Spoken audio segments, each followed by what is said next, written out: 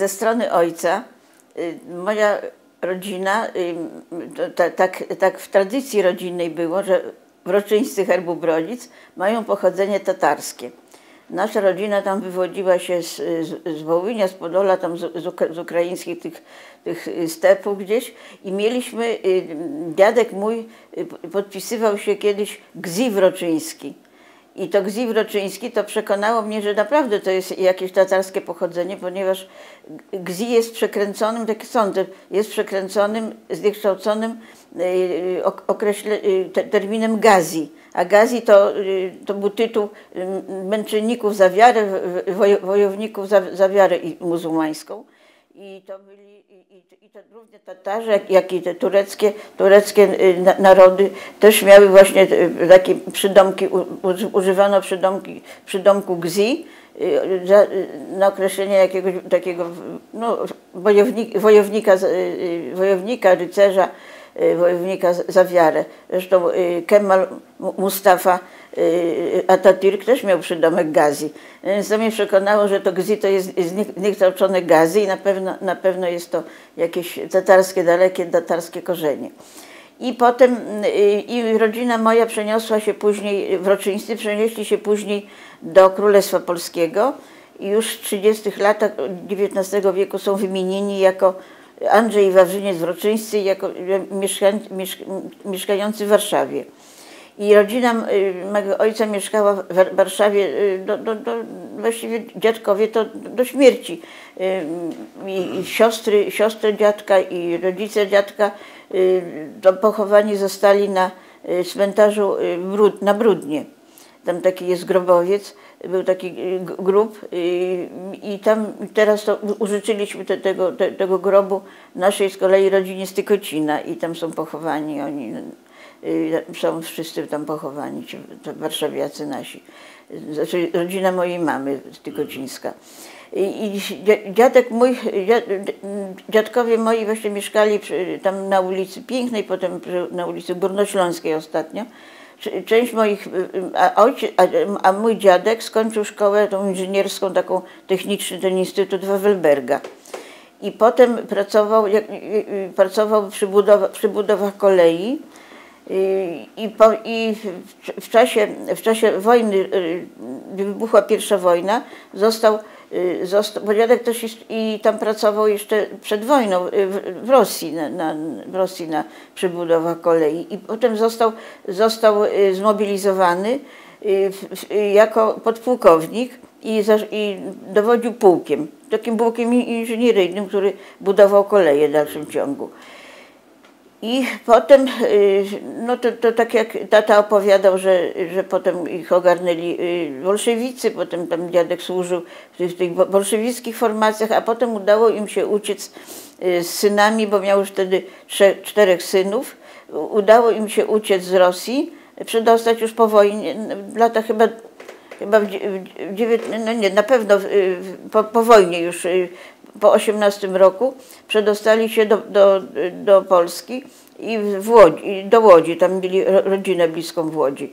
Mój tata urodził się jako ostatni syn właśnie dziadków moich w 19 roku, 11 października 19 roku w Łowiczu.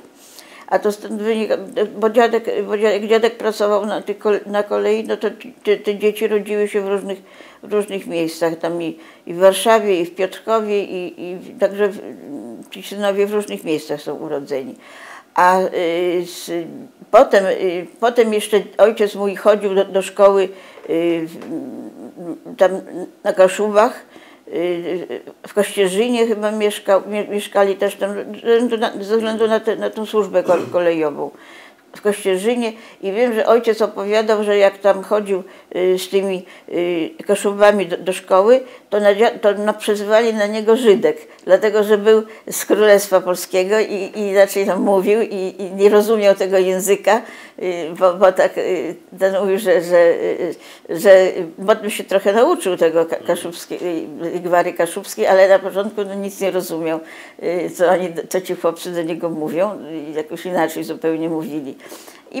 A potem dziadek stracił pracę na skutek różnych zawirowań takich w tamtej firmie, w której pracował doszło do jakichś tam przekrętów i dziadek to wykrył i tam z nimi wojował i tak się to wojowanie skończyło, że w końcu stracił pracę i przyjechał tutaj do Białegostoku do swego najstarszego syna, Zbigniewa, który był w tym czasie zawodowym oficerem w 10. Pułku Ułanów, był kawalerzystą. I tutaj mieszkali w tych koszarach i tata mój tutaj chodził do średniej szkoły, zdał maturę w 1939 roku i zaraz poszedł, został zmobilizowany do wojska i stąd wyruszył na wojnę. I te losy wojenne to były bardzo takie powikłane, bo tata brał udział w obronie Grodna, potem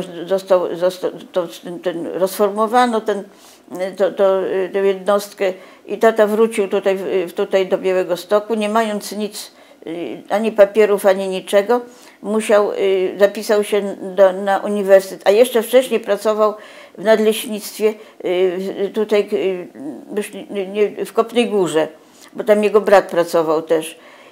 I ojciec pamięta, płakał do tej pory, jak opowiadał, jak wywozili Sowieci rodziny leśników. Taki mróz straszny w 1940 roku, w czasie takiego mrozu, i dzieci małe, i żony rodziny tych leśników, tych wyższych rangą wywozili. A stryja mojego zapytali, jaką ma funkcję, a on powiedział, że on tutaj coś pracuje, robotnikiem jestem i w ten sposób ocalał.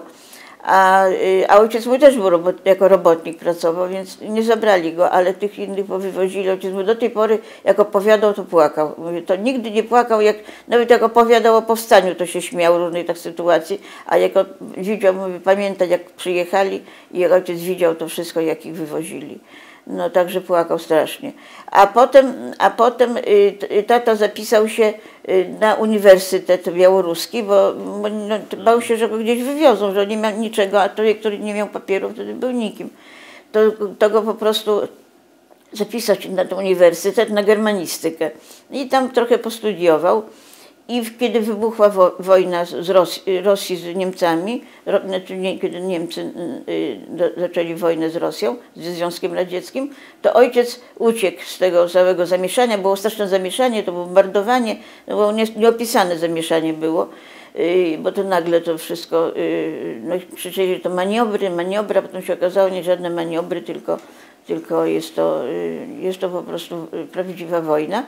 I ojciec uciekł, został w Białymstoku i z kolegą i potem jak weszli Niemcy, to jakoś tak nie pamiętam w jakich okolicznościach nasza rodzice przenieśli się do Czarnej, bo mieli, jeden z synów pracował w lasach, już wcześniej jeszcze za polskich czasów, był leśniczym, czy pracował tam w lasach, był leśniczym i ojciec przeniósł się do Czarnej, taka była miejscowość Czarna Wieś, stacja. To była taka miejscowość, która powstała przy kolei i przy tartaku. Dziadek z kolei, mojej mamy ojciec miał tam aptekę, ale to jeszcze wtedy się oni nie znali. Dziadkowie wroczyńscy mieszkali tam w tym budynku leśnym, a ojciec zatrudnił się, znając niemiecki, zatrudnił się tam w nadleśnictwie. I pracował w tym nadleśnictwie, tam był jakimś, tam w biurze i tam tłumaczył tam jakieś papiery i tam nawet przyszedł ojca zwierzchnik i powiedział, że w ciągu tygodnia ma się nauczyć stenografii niemieckiej. Dał mu podręcznik i ojciec się musiał nauczyć, się nauczył. I pracował tam dalej.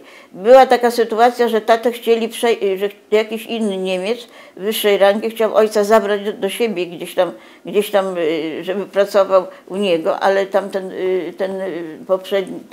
jego zwierzchnik w nadleśnictwie wybronił go jakoś i ojciec się bardzo cieszył, bo jakbym miał pójść gdzieś do Gestapo i co potem tłumaczyć i co potem by ze mną zrobili, także jakoś udało się ojcu utrzymać w tym nadleśnictwie.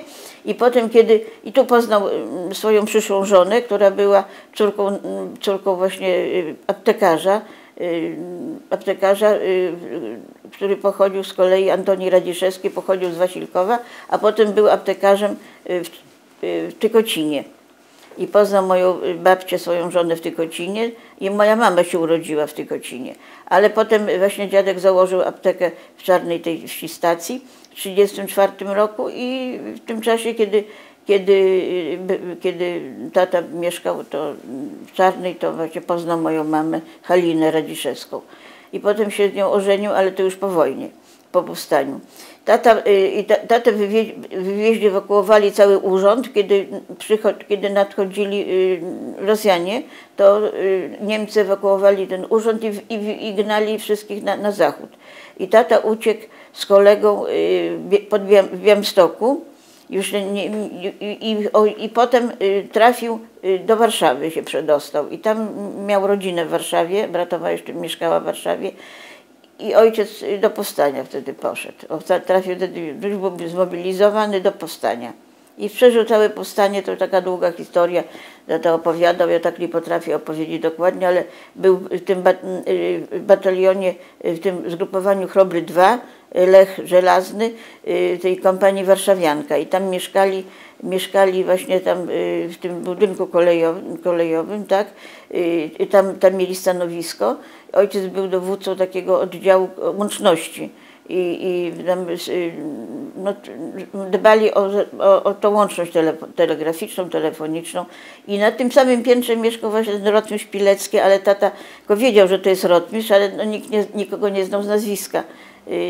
Był taki, że potem tatę pytali, czy rotmistrz Pilecki. Tata mówi, że był taki pan rotmistrz, ale nie wiedział, jak się nazywa i tylko go widział kilka razy. Że to tak. I oni się tam utrzymali przez całe powstanie. To właśnie w Narodowych Siłach Zbrojnych, w ramach Narodowych Sił Zbrojnych.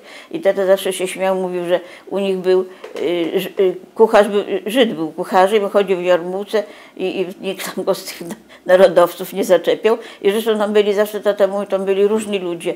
Tam byli różne były i różne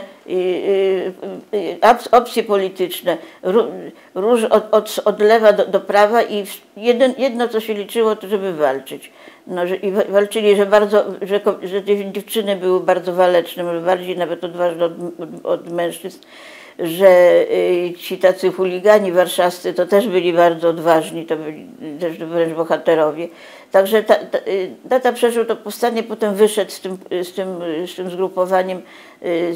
Niemcy wyprowadzili do obozów, był w obozach i to opisał to wszystko w tych obozach jenieckich. Wrócił w maju 1945 roku, właśnie do tej Czarnej, do swojej przyszłej żony a potem musiał wyjechać na Śląsk Dolny, bo ojca z kolei tam ktoś wydał, że tam przedtem jakiś tam w tych tajnych organizacjach był i uciekł tam na Śląsk, po czym tam został też zdemaskowany i po kilku latach ojca aresztowali, tu przywieźli do Białegostoku, ale jakoś tam objęła go amnestia, ale już tam nie mógł wrócić i wyjechali na Warmię ojca zesłali, tam to było takie wtedy zesłanie, do Ornety, takie małe miasteczko. Ja się urodziłam w Olszynie i w tej Ornecie się wychowałam.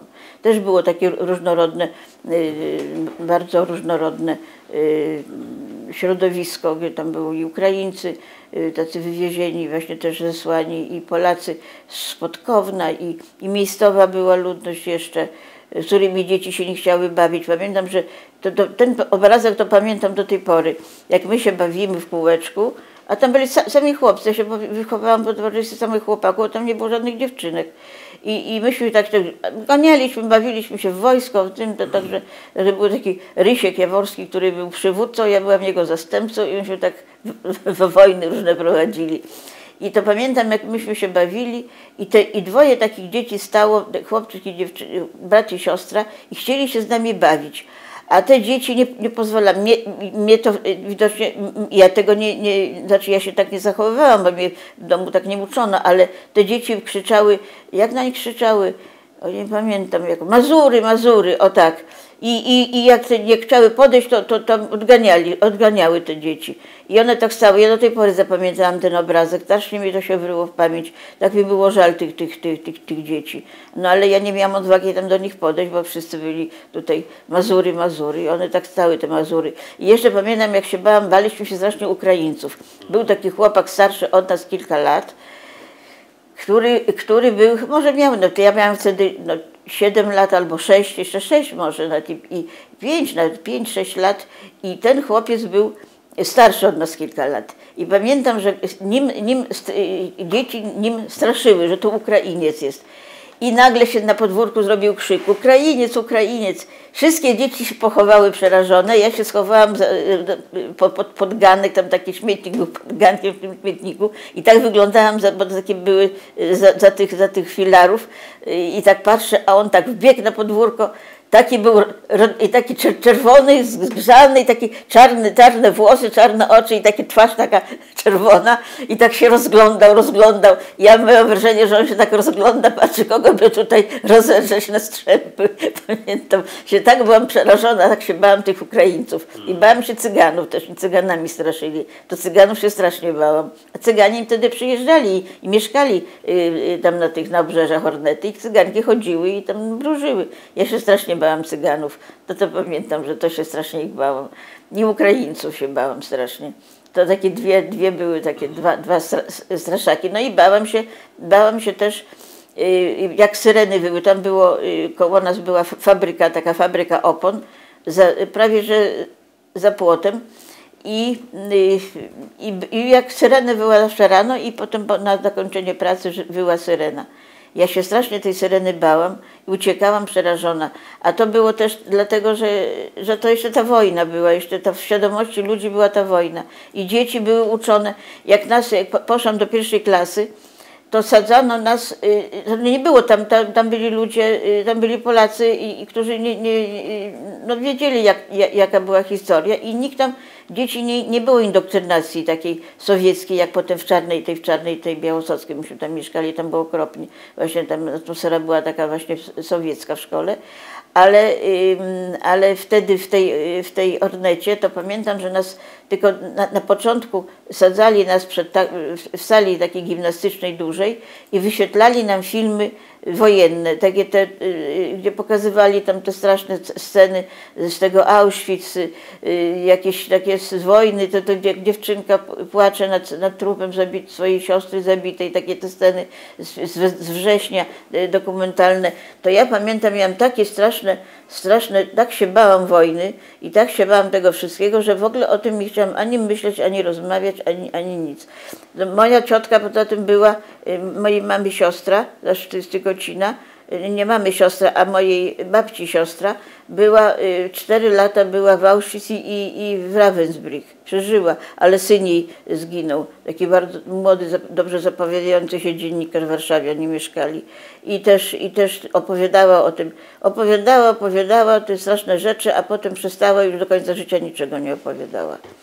Także, że przeżyła 4 lata, także to ja żyłam w tej atmosferze takiej powojennej i to było, dla mnie to było najbardziej się bałam się też, że będzie wojna. Jak była syrena, to z płaczem do domu uciekałam, to było straszne. Potem już o tym nie chciałam za dorosłego życia, nie chciałam o tym ani słyszeć, ani rozmawiać, ani mówić, nic. To było tak, a to rodzina, ja się urodziłam właśnie w Olsztynie i w tej Ornecie się wychowałam. Natomiast ze strony mojej matki, już ja się zapędziłam za bardzo, ze strony mojej matki rodzina wywodzi się, dziadek, czyli mój dziadek, czyli mamy ojciec, pochodził z Wasilkowa i jako młody chłopiec wyjechał ze swoim ojcem z urzędem całym, bo dziadek był wtedy takim jakby burmistrzem za rosyjskich czasów, wyjechał do Grodna, kiedy ewakuowali urząd cały. W 15 roku. Dziadek urodził się w 1892 roku. Wyjechał i tam w Rosji skończył, tam kursy odbył aptekarskie, nawet w jakiejś aptece wojennej tam praktykował. I jak wrócił już z dyplomem pomocnika aptekarskiego, chyba jeszcze nostryfikowanym w Wilnie, to wrócił i w Tykocinie osiadł, przyjechał do Tykocina i objął tam zarząd apteki w Tykocinie. Apteka Jeromina to była i dziadek objął tam zarząd tej apteki i pracował. I tam poznał, i tam kolegował się z tym sławnym malarzem tykocińskim, Zychem Bujnowskim, bo oni byli w jednym wieku mniej więcej. Mam takie zdjęcia, na którym jest mój dziadek, jest Zych Bujnowski i żona Zycha Bujnowskiego i tam sobie siedzą pod jakąś taką chałupą rozwaloną. Nie wiem, co to była nie wiem, co to był za dom i do tej pory nie wiem. Ale dziadek się z Zychem przyjaźnił i babcia opowiadała, że tak, że był tak, że właśnie Zych, ona znała tego Zycha Bujnowskiego. No więc to... Ale tego dziadek już mi nie opowiadał, bo ja wtedy dziadek umarł, to ja miałam kilkanaście lat, więc już nie byłam na tyle jeszcze oświecona, żeby takie rzeczy pytać. Ja w ogóle o Tykocinie pojęcia nie... Znaczy miałam pojęcie o Tykocinie, bo mama o nim opowiadała często. No tam się urodziła moja mama. W 21 roku jest zapisana w księgach chrztu. 15 lipca 21 roku się urodziła. No i to tak, i potem dziadek założył aptekę, potem był stypendystą w Białymstoku Wincentego Hermanowskiego, aptekarza białostockiego, ale pochodzącego z Tykocina. Miał taką całą sieć aptek i fundował młodym właśnie aptekarzom dokończenie nauki, stypendię. Dziadek miał stypendium na dokończenie studiów w Warszawie, na uniwersytecie, tam zdobył dyplom prowizora farmacji i wtedy założył własną aptekę w Czarnej Wsi stacji. To było tak między Grodnem na trasie między Grodnem a Białymstokiem. To była taka. I tej aptece, właściwie dotrwał tej aptece z różnym szczęściem, bo tam Rosjanie upaństwowili tę aptekę, potem dziadka ewakuowali, kazali pracować w Wasilkowie, aptekarza wasilkowskiego wywieźli na Syberię, potem jak przyszli Niemcy z powrotem wrócili, to dziadek, oddali tę aptekę, ale była już zupełnie rozkradziona przez, niepilnowana, rozkradziona i babcia chodziła po całej Czarnej i szukała i zbierała, dzieci bawiły się w piaskownicy tymi precyzyjnymi wagami do tego, to babcia odbierała to, a przychodzili ludzie, mówili, panie magistrze, a to tutaj dziadek mówi, a to pozabieraliście wszystko, no to gdzie to teraz, to oddajcie, bo nie mam na czym, ale potem jakoś się udało tam tego skompletować z powrotem i dziadek tę aptekę, miał tę aptekę już potem po wojnie i już wszystko było dobrze, ale w 1951 roku przyjechało dwóch panów czarną limuzyną, weszli do apteki i powiedzieli, czy pan jest właścicielem? Tak, no to od dzisiaj już pan nie jest, od tej chwili już nie jest pan właścicielem. O, i zabrali dziadkowi wszystko, przyszli do domu, zabrali to, co miał, te leki, które miał w domu, to był normalny rabunek. I oczywiście konto całe, które miał na koncie i pieniądze, i środki różne. A aptekarzowi tutaj w Białymstoku na Piaskach, i był aptekarz Wysocki, temu nawet zabrali pieniądze z portfela, wyciągnęli. O tak, to był po prostu rabunek taki. I babcia do końca życia, i dziadek miał wielkie trudności, ale jakoś się udało mu to pokonać. Potem mała miejscowość, wszyscy się znali, że został w tej aptece jako kierownik, bo normalnie to przenoszono albo wyrzucano tych aptekarzy. Dziadek został jako kierownik tej swojej apteki i do końca życia właściwie był tym kierownikiem do końca. A babcia ciągle powtarzała, że bandyci, złodzieje zabrali nam aptekę. No to był dorobek życia całego był dziadka, ta apteka. No ale w końcu no i tak potem poszedł na emeryturę i zaraz potem umarł na serce. I tak się to skończyło. Ale ta apteka to była no to dziadek był tak bardzo do tej apteki przywiązany i w ogóle go zniszczyła zupełnie. I aptekę, wcześniej jeszcze zmarła córka, którą pokładał nadzieję, że ona obejmie tę aptekę. To umarła, miała 25 lat, a potem tę aptekę zabrali i już nie było o czym mówić. No. Mówiła pani, że w tej Ornecie były dzieci różnych narodowości. Tak, były. Ukraińcy, jak pamiętam, byli Romowie, prawda? Tak. A czy w ogóle gdzieś w pani Żydzi? To znaczy nie, Żydzi się opowiadali to tylko w opowieściach babci, opowieściach o Tykocinie. Oczywiście mama mówiła, że mówi Tykocin, to w ogóle nie jest tylko ten sam Tykocin. Mówi, Żydzi byli w Tykocinie, to było to wszystko i wydała o tych bułeczkach, które były 3 razy dziennie, świeże bułeczki, opowiadała o tym, że to takie było gwarne miasto, że byli Żydzi, że w ogóle, że to było zupełnie, mówi, teraz to w ogóle jest nie to samo, mówi, to nie to samo miasto.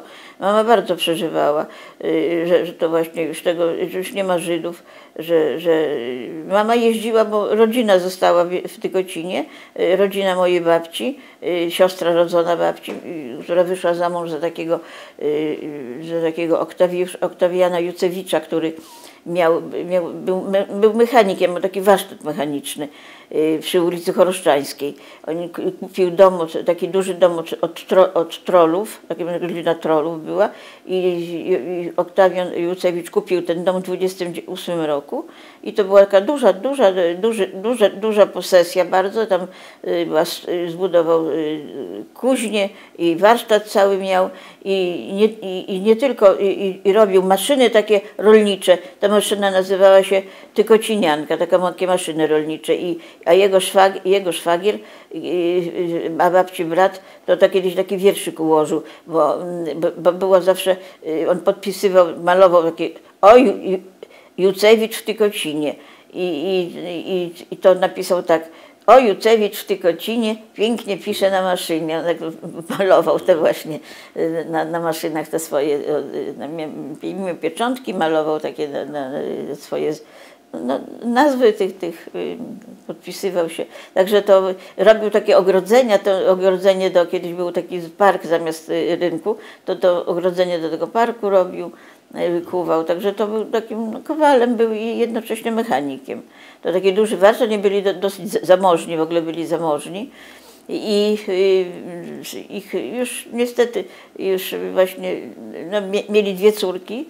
Jucewicz miał jeszcze 3. córkę z pierwszego małżeństwa, ciocię Sabinę, która w powstaniu walczyła też. Tylko ojciec jej wtedy nie znał jeszcze, ale walczyła, była po powstaniu, Sabina Jucewicz. A 2 córki z tego małżeństwa z mojej babci siostrą, Aleksandrą, Aleksandrą Tercjakówną, to wyjechały do Warszawy i potem w Warszawie założyły rodziny, w Warszawie umarły. Tam pochowane są nawet. Także to są.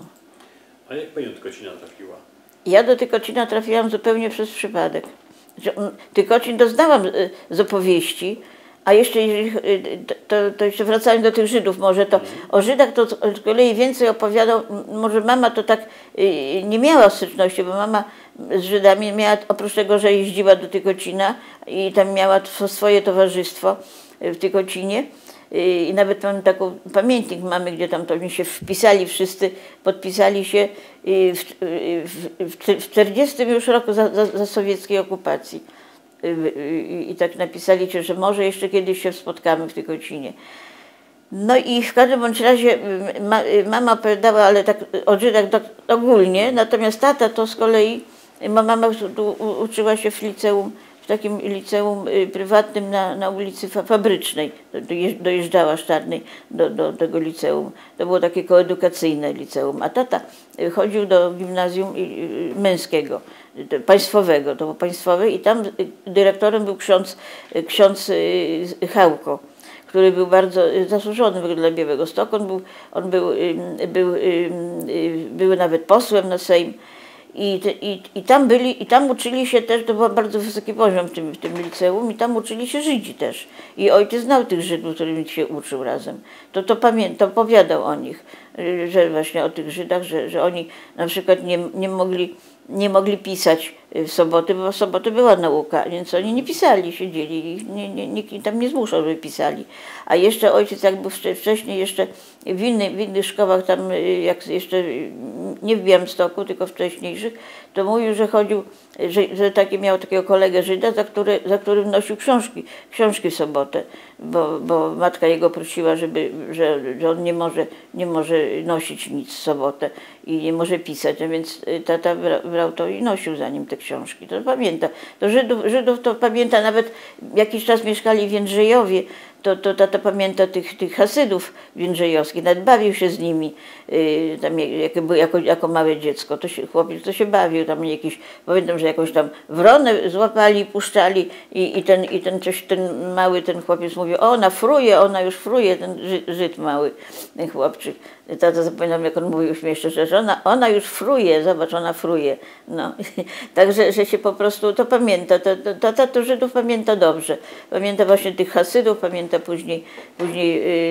później Żydów z innych, i białostockich bardzo dobrze pamiętał, bo do szkoły z nim chodzili. I potem jak był zmobilizowany w takim, jeszcze przed wybuchem wojny, to ojca zmobilizowali już po maturze do takiego chówca pracy i tam byli właśnie Żydzi też. To taki był chówiec taki jakby wojskowy, ale oni budowali gdzieś na Wielkopolsce, budowali jakieś zapory, takie doły kopali i tam byli też Żydzi. I jak był jeden z tych właśnie Żydów taki był, zawsze był pierwszy, stawał na wszystkie zbiórki, bo on ubierał się i spał w tym ubraniu. I od razu jak była pobudka, to wstawał już ubrany, spał w pasie we wszystkim. Że był taki bardzo taki, jednocześnie i spał w ubraniu, taki chłopak był. Także no to było takie, to pamięta tego właśnie. No i potem powstaniu właśnie tych Żydów pamięta, tego kucharza i tam, że byli razem w powstaniu też Żydzi. Ale potem już no babcia to tak wspominała, ciotka moja to z kolei, mojej mamy siostra młodsza, najmłodsza, to była w czasie tej zagłady Żydów tykocińskich, była właśnie tam u swojej ciotki, tam na Choroszczańskiej. Mówiła, że to było straszne, ciotka mówi, bo ma kilkanaście lat już miała.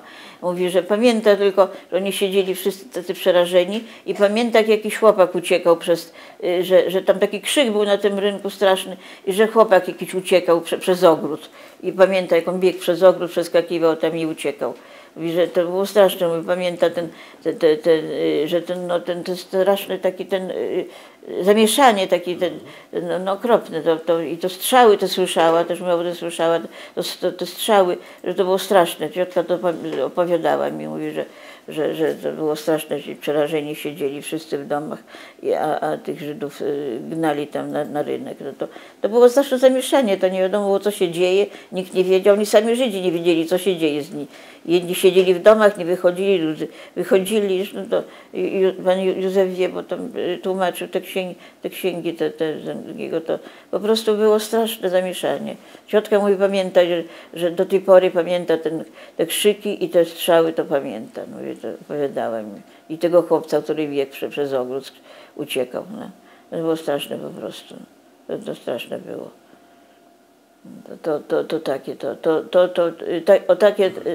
A takie orzy to mnie specjalnie to nie interesowało. No to tyle, że po prostu mnie to właśnie to turecko-tatarskie to mnie wciągały strasznie i od dziecka się bawiłam i w turbany sobie wiązałam, i przedstawienia robiliśmy i tam wszystkie siedziały gdzieś w Turcji na Bliskim Wschodzie, także jakieś wycinanki jakieś rysowałam takich Turków i także mi się to bardzo podobało, mnie tak ciągnęło jakoś, chociaż nikt mnie tego w domu nie uczył, ale to z książek podglądałam, bo kiedyś oczywiście dzieci nie miały, dostęp był do tej wiedzy mniejszy, ale książki były ładnie ilustrowane i ja to wszystko sobie zbierałam i tak żeśmy się, to było dla mnie takie bardzo coś takiego niesamowitego, ale takiego bardzo, bardzo interesującego i ciekawego, tak czułam do tego taki wielki sentyment. A potem właśnie o Żydach to już się dowiedziałam, znaczy, opowiadali rodzice, na tyle opowiadali, o ile to ja też mogłam pojąć. Ale potem mnie to wszystko przestało interesować, już na studiach w ogóle nie interesowało mnie to. I w ogóle Żydzi, czy byli, czy nie byli, w ogóle mnie to nie interesowało. I dopiero jak trafiłam do Tykocina, to jakoś, i to dopiero po iluś tam jakimś czasie zaczęło to do mnie docierać. Ci Żydzi i to, co z nimi się stało, ale ja nie chciałam słyszeć o tym. Ja nie chciałam w ogóle tego przyjmować. Ja miałam ten taki uraz od dzieciństwa, o tej wojnie, o tych zbrodniach, o tych obozach, które mi opowiadano, to straszne te filmy. To ja tego nie chciałam w ogóle słyszeć. Ja w ogóle uważałam, że to w ogóle nie było, to nieprawda. No. Tak jakoś chciałam nad tym przejść do porządku dziennego. Ale sami Żydzi mnie wciągnęło mnie to właśnie Żydzi i ten język i kultura żydowska i to mnie tak, jakoś ta synagoga i to mnie zaczęło tak oddziaływać. Chociaż ja odpychałam od siebie ten Holokaust. Odpychałam, nie chciałam w ogóle o tym myśleć ani rozmawiać. Natomiast mnie to co było przed tym, to mnie ciekawiło bardzo. No i ten język oczywiście, jeszcze zanim jeszcze w ogóle mogłam się czegoś nauczyć, bo też nie było się nauczyć ani z internetu, ani to ja się taką książeczkę znalazłam w bibliotece i tak się uczyłam sama. I potem po 90 roku dostaliśmy zaproszenie na seminaria te w Żychu. I ja zaczęłam jeździć tam i tam poznałam Helenę Datner i ja mówię, że ja się chcę nauczyć hebrajskiego, a ona mówi, a to chodź, ja cię zaprowadzę.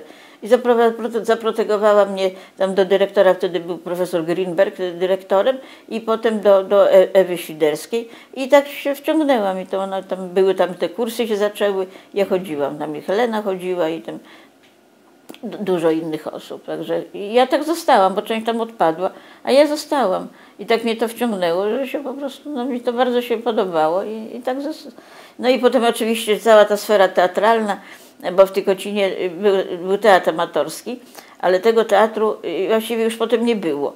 Ale ten teatr już istniał od 100 lat prawie, od początku XX wieku, może jeszcze i wcześniej. I kiedy stan wojenny nastał, ja tam miałam problemy duże, bo mnie wyrzucili z pracy, potem ja się za Piłsudskiego. Potem przywrócili do tej pracy, sąd mnie przywrócił i potem był taki okres takiego zamrożenia zupełnego. I nie można było nic robić i tak się siedziało. I ja pamiętam potem troszeczkę tak w połowie lat 80. lat jakoś to trochę zelżał ten reżim i myśmy zaczęli robić takie spotkania poświęcone tradycji Tykocina. Takiej przedwojennej tradycji, w ogóle tradycji Tykocina. I ja pamiętam, że ja chodziłam od domu do domu, już wtedy Ewa Cywińska nie była kierowniczką, bo już wtedy ona odeszła i był Andrzej Lechowski. I ja chodziłam od domu do domu i zapraszałam ludzi na te imprezy, bo ludzie nie przestali przychodzić. I zaczęłam zapraszać i pamiętam, były takie spotkania poświęcone a to harcerstwu, a to tamtemu i jedno było poświęcone teatrowi.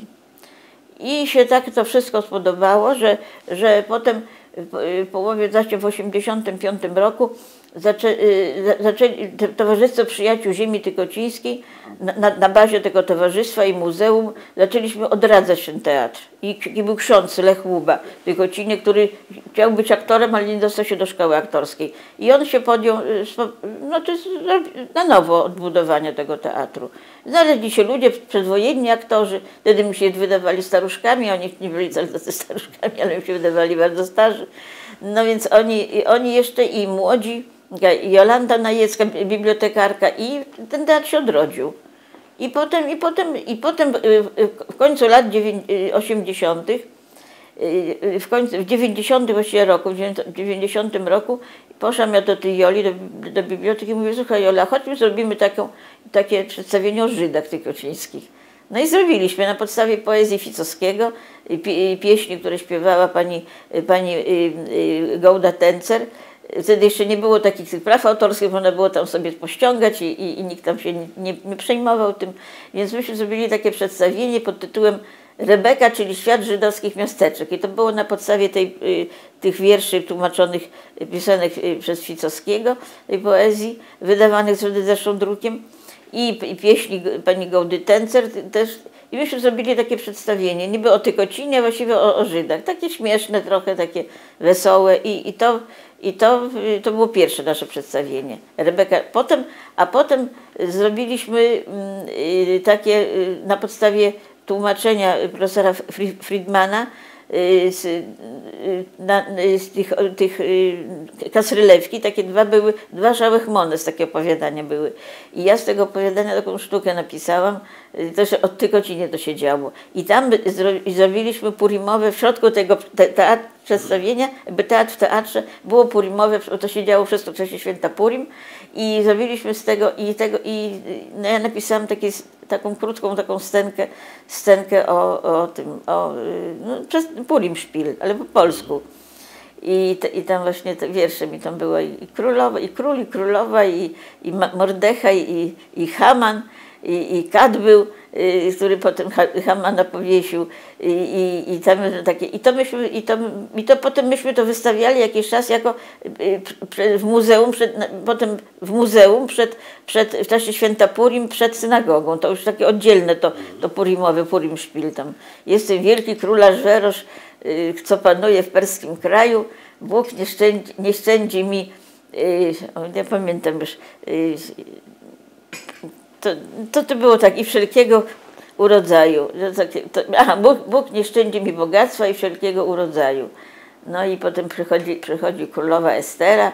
Jestem królowa Estera, żona twa i służebnica, coś tam i to takie i potem Mordechaj, wuj Estery i opiekun tej sieroty, takie było też. I potem Haman przyszedł i Haman robił awanturę od razu. Z Mordechajem się tam posprzeczali. No takie skrócona księga Estery. Ale później, kiedy ja już z pracy odchodziłam, no myśmy mieliśmy jeszcze takie Zamek Królewski w Warszawie. Daniel Artymowski robił takie spotkania wszystkich muzealników i w Krakowie było takie spotkanie, takie warsztaty i ja tam wystąpiłam, opowiedziałam o tej naszej działalności, o tym Purim Szpil i tak dalej. I oni wymyślili, że następne takie spotkanie będzie w 2007 roku, w 2008 roku, czyli 2008, w Tykocinie. I wtedy zjechali się ci wszyscy muzealnicy i ja z tej okazji, już byłam emerytką, ale napisałam taki Purim Szpil, ale który był to było takie długie Purim Szpil, całe jakby wierszem napisana księga Estery. Tam było rozpisane na role i pamiętam, że mieliśmy takiego reżysera, dyrektora Domu Kultury Janusza Kozłowskiego, który był reżyserem z zawodu i pracował kiedyś w teatrach. Potem stał jakoś w Tykocinie, wylądował i on prowadził te warsztaty i oni wystawili to, na tych warsztatach wystawili w synagodze ten Purim Szpil. Że pamiętam, że to było takie strasznie zabawne się było, że Daniel chyba był tym Hamanem, także grał Hamana. No także i tam pani grała oczywiście, musiałam napisać dużo tam ról eunuchów, no bo żeby kobietki zagospodarować. No jedna, pamiętam, taka pani kusztosz dzwoni do męża czy do rodziny, mówi, i tak gramy, a kogo ty grasz? Eunucha. Kobietki grały eunuchów, jeszcze inni. No i takie były fajne. Także to wystawiliśmy to. Oni wystawili i było dosyć zabawne, bo to było dużo śmiechu przy tym. No. Co pani studiowała przed pracą w Tykocinie? Ja studiowałam historię w Warszawie, na Uniwersytecie Warszawskim, tak. W latach 71-76. A w którym wtedy się pojawiła w Tykocinie jako pracownica muzeum? W 77 właściwie, tak, zaraz po studiach. Muzeum już istniało w tym czasie, prawda? Znaczy muzeum było w stadium organizacji. Już było powołane, istniało, ale się dopiero tam tworzyło i zbiory się tworzyły i była taka pani kierownikiem, pani Ewa Cywińska, która miała taką koncepcję ciekawą. Zresztą te koncepcje były wypracowywane przez całe grono kustoszy. Także kiedyś tak było, teraz też mniejszy może ten jest teraz udział takiego gremium całego, bo to jest bardziej indywidualne, takie się liczą. A wtedy jakoś wszyscy wspólnie, no i było takie, ja tam nie miałam nic do gadania, ale już wtedy była taka koncepcja, że synagoga będzie miała wnętrze takie synagogalne jakby, natomiast będą w tamtym budynku małym, będą wystawy poświęcone tradycji Tykocina, czyli Zygmuntowi Bujnowskiemu z jego kolekcją, bo kolekcja już była zgromadzona obrazów. Dzięki właśnie rodzinie Matusiewiczów dużo obrazów trafiło do muzeum naszego, do białostockiego, świętej pamięci Matusiewicz, właśnie dziadek Józefa, to właśnie z żoną, z babcią zbierali, znajdowali gdzieś po różnych ludziach i stodołach i te obrazy i zgromadzili. I jeszcze przy pomocy pani takiej, jeszcze wtedy kustosz Janiny Kościłowicz, późniejszej dyrektorki Muzeum Okręgowego, to ona była historykiem sztuki, ona opisała tą kolekcję, także to dzięki nim powstała ta kolekcja cała i trafiła do muzeum i w muzeum była eksponowana. Właściwie do tej pory, no teraz jest to podzielone trochę inaczej wygląda, ale przedtem był taki specjalny salonik szlachecki jakby w dworku i ten Bujnowski był tam eksponowany.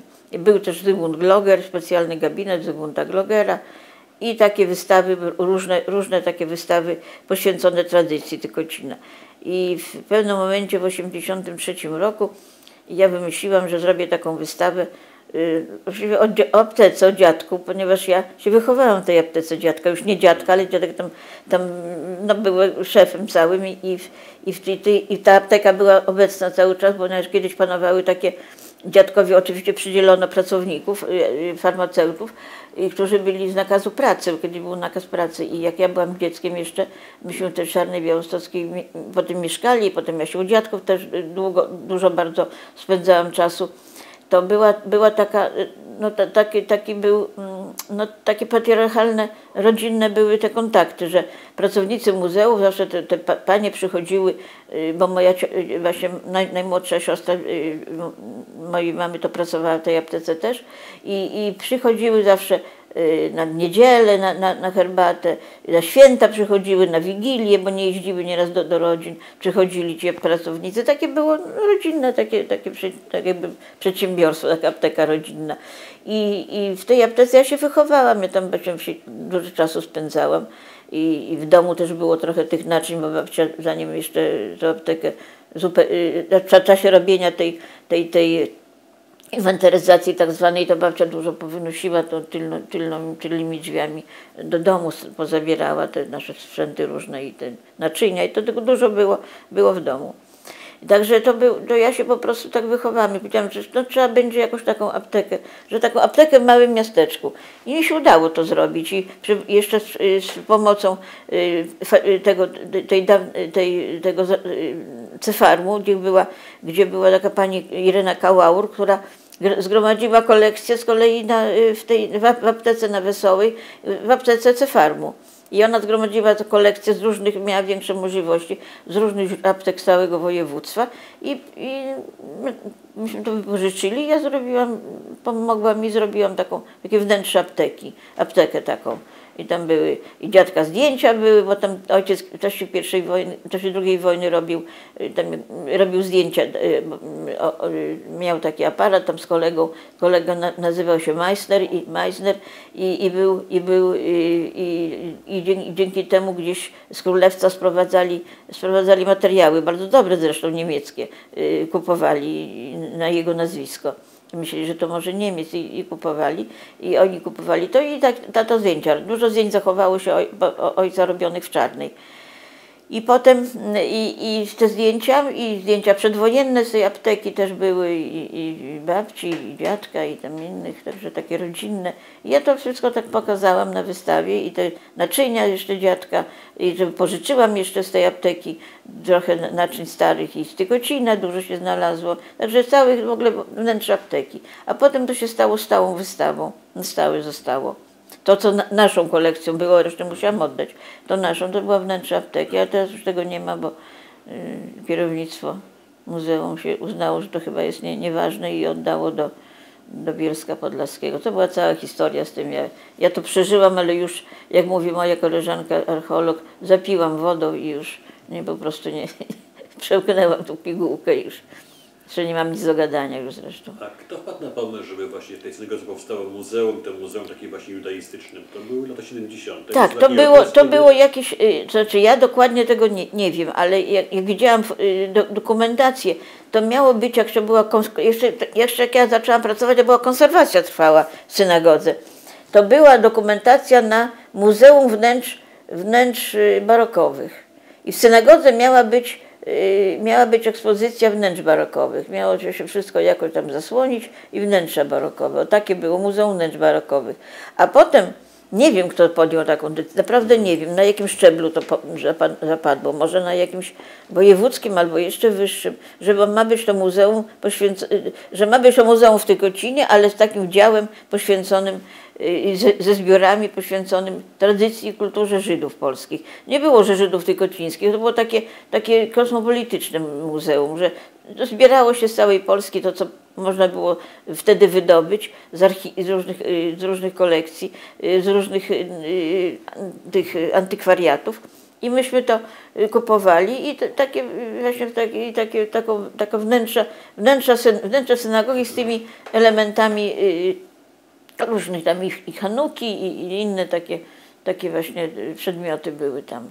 Ale nie było Aronu HaKodesh, tylko był Aron HaKodesh, ale był nieuzupełniony, tylko taka wnęka pusta. I miałam wrażenie, że jest takie, bo ja jak na tych naradach bywałam, znaczy byłam, jako tam zapisywałam, jako notowałam, to tam było takie ogólne nastawienie, że to ma być, ta synagoga ma być aneksem do wystawy stałej historycznej. Aneksem ma być. I mnie to tak dziwi, jak to aneksem. No.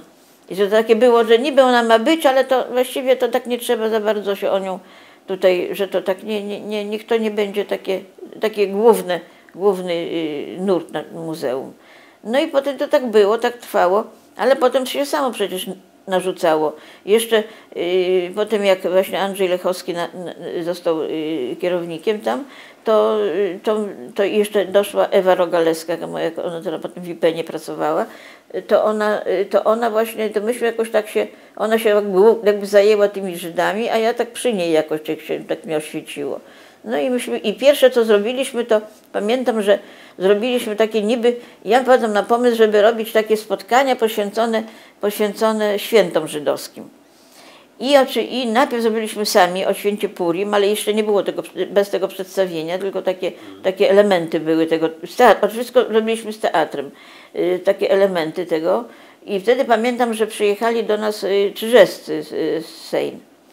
I potem właśnie przyjechali drugi raz na Hanukę, to też przyjechali, grali, to już ten zespół mieli, ale potem myśmy właśnie zaczęli robić potem o święcie Pesach i myśmy sami z teatrem, sami żeśmy wymyślili, jak to zrobić, to święto Pesach, jak to Paschę zrobić, jak to takie w synagodze zrobiliśmy takie przedstawienie, jest święto Pesach i wieczerzę paschalną. I to pamiętam, no, robiliśmy te potrawy, i dzieci się uczyły po hebrajsku tam mówić. Ja wtedy się już uczyłam hebrajskiego.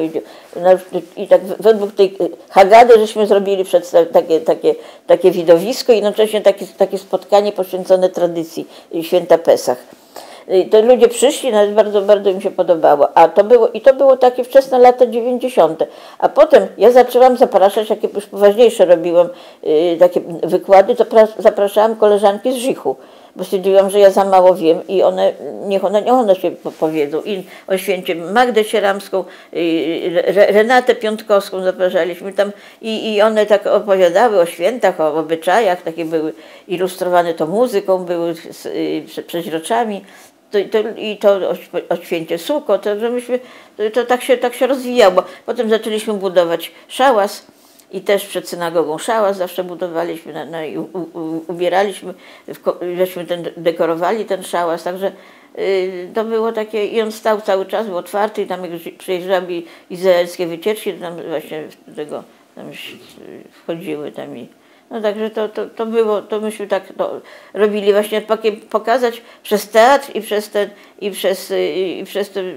przez to, co można pokazać, te obyczaje, święta, tradycje. No to było tak. Paschę, żeśmy kiedyś zrobili taką Paschę naprawdę też z teatrem razem w synagodze i ludzie przyszli i tłum ludzi był, śpiewali pieśni takie, nauczyłam ich śpiewać i tam, że było.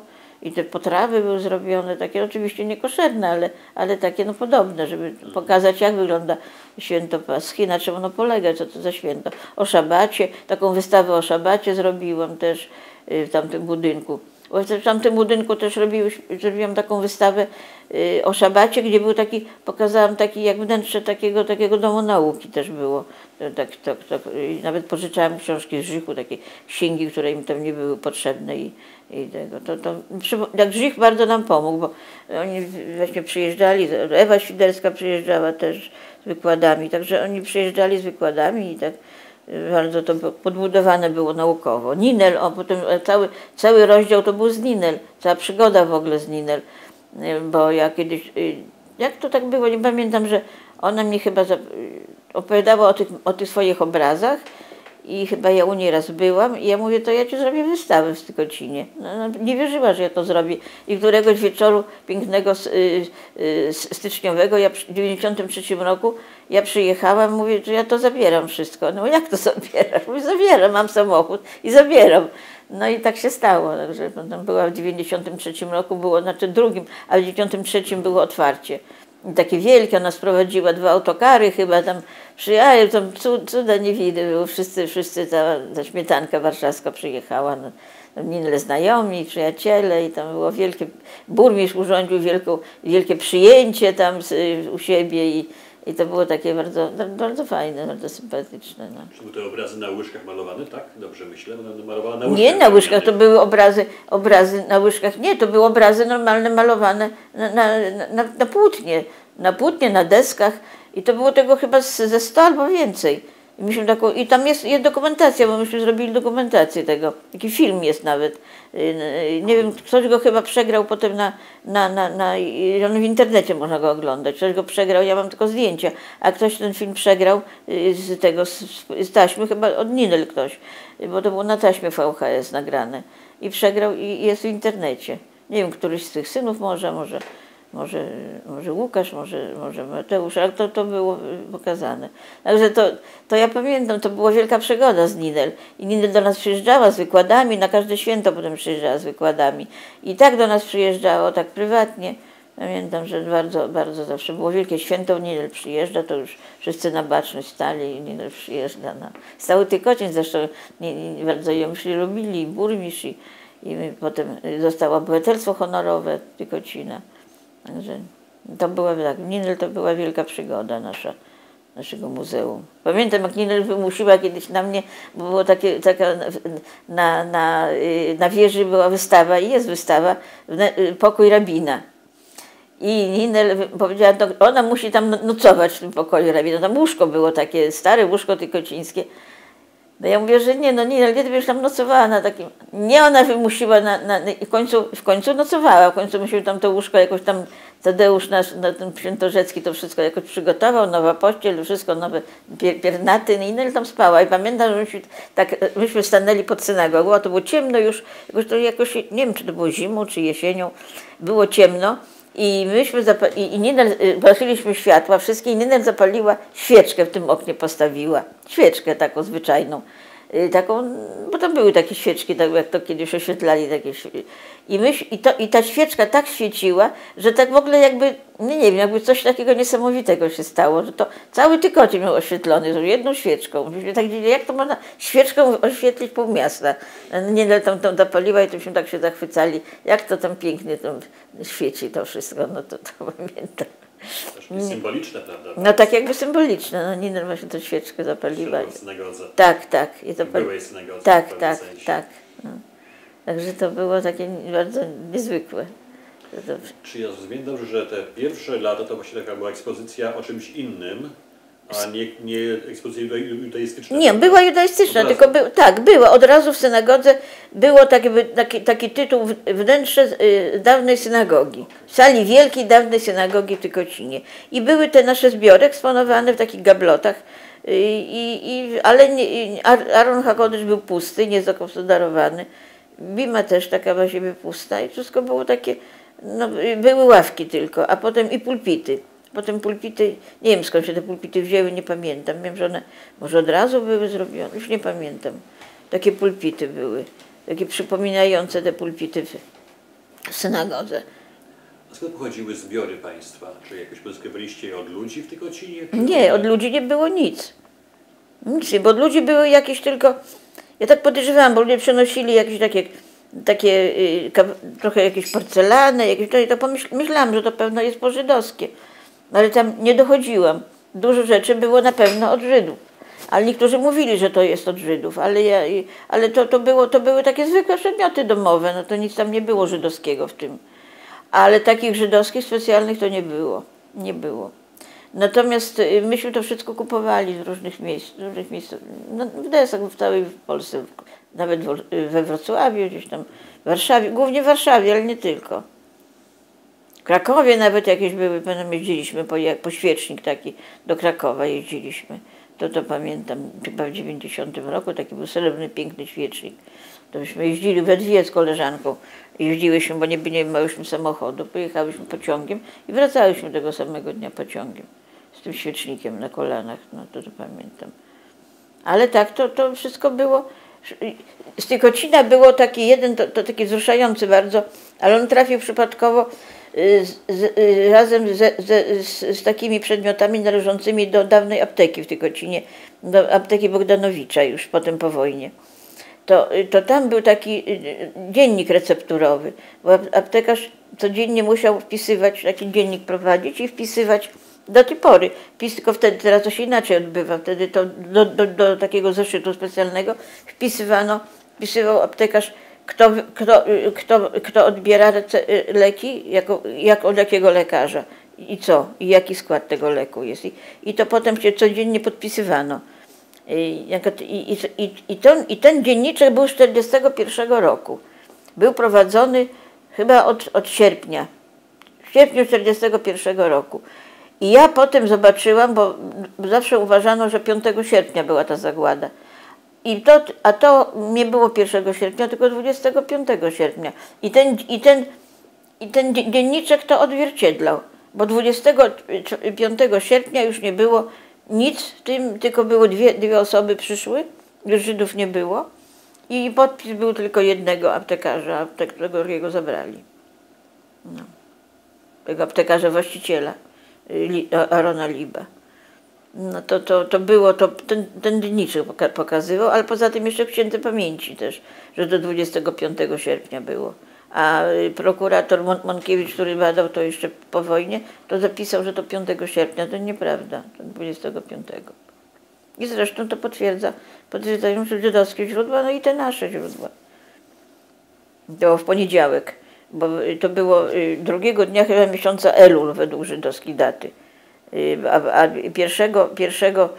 24 to była niedziela i 24 ogłosili Niemcy tę zbiórkę, żeby się zebrali, a 25 było to, i 26 ta akcja cała zbrodnicza była. Ja pamiętam, że moja mama w latach 70. była na wycieczce w Łańcucie. Zapytałem ją po wielu latach, czy wtedy była w synagodze. Tak. I mama odpowiedziała mi z takim zdziwieniem, mówi, wiesz, to nie były czasy, kiedy przewodnicy prowadzali wycieczki do synagog. Z kolei powstało Muzeum Żydowskie w synagodze. Tak. Chyba się interesuje bardzo, kto Państwa odwiedzał, jakie było zainteresowanie w tych pierwszych latach takim właśnie muzeum, w sumie rzadkim muzeum, prawda? Ale to przejeżdżały wycieczki, w ogóle Tykocin był na tracie, przejeżdżały wycieczki. Czasami jakieś delegacje oficjalne, czasami, a dopiero w końcu lat 80. zaczęli Żydzi przyjeżdżać, i te grupy żydowskie. Dopiero wtedy. I wtedy Ewa Rogaleska tam potem wypatrzyła tego naszego Abrama Kapicę, który przeżył zagładę. I ona go wypatrzyła na Bimie, jak stał, coś mówił. I ja mnie wtedy nie było w Tykocinie, a on tam wtedy mówi, go złapała w tego zapały i już go nie puściła wtedy, to tak było. A jak reagowali mieszkańcy Tykocina właśnie, że takie muzeum powstało? Jak reagowali? Ja nie wiem, to pewno pan Józef będzie może więcej wiedział. Normalnie to nie było nic takiego, że myśmy te przedstawienia robili żydowskie, to tłumy były na tych przedstawieniach. No, i przyjechała jeszcze potem, już ona w świętej pamięci, pani Hammermesz, ona była przyjaciółką Agnieszki Osieckiej. Jakoś tak, że Janek Maciejewski znał Agnieszkę Osiecką i ona do niego przyjechała w gości razem z tą Mirą Hammermesz. I ona zobaczyła jakieś nagranie z naszego tego przedstawienia z Czad Żydowskich Miasteczek.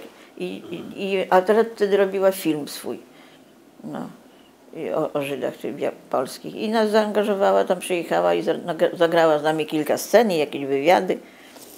To byśmy nam... Gdy jeszcze cmentarz był na cmentarzu żydowskim była ta nieszczęsna targowica. Wyniesiona spod domu partii na cmentarz żydowski. Targ się odbywał na cmentarzu. Było straszne. Tam między grobami, już te groby były zniwelowane, to najstarsza część, ta XVI wieku, i tam handlowano i świnie, i krowy, i wszystko. No. Okropne to było. Taka dewastacja, taka profanacja, ale to za komuny było wszystko. To właśnie pan najlepiej wie, bo badał przecież te cmentarze. A ja tam pamiętam, ja tam nie chodziłam, ale wtedy na ten cmentarz poszłam pierwszy raz, znaczy na ten targ z teatrem i tam Mira robiła zdjęcia na tym cmentarzu. To były tak 80., prawda? Tak? Nie, to były, znaczy ona już w 90. latach robiła ten film i jeszcze ten cmentarz, jak się ten przełom nastąpił po czerwcu 89, to jeszcze jakiś czas było to wszystko jeszcze raz na tym cmentarzu. To był taki targ okresowy raz w tygodniu? Czy... Nie, teatr nie. Targ był raz w tygodniu. Targ był we wtorki zawsze.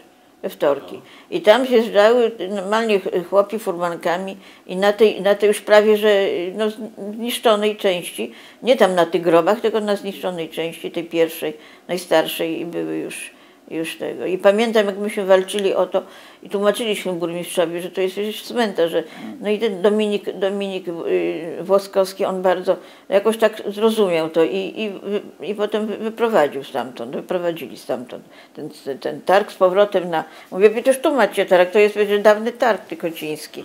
No. I oni jakoś tak się... To trzeba tu postawić te kramiki i tak potem stopniowo to...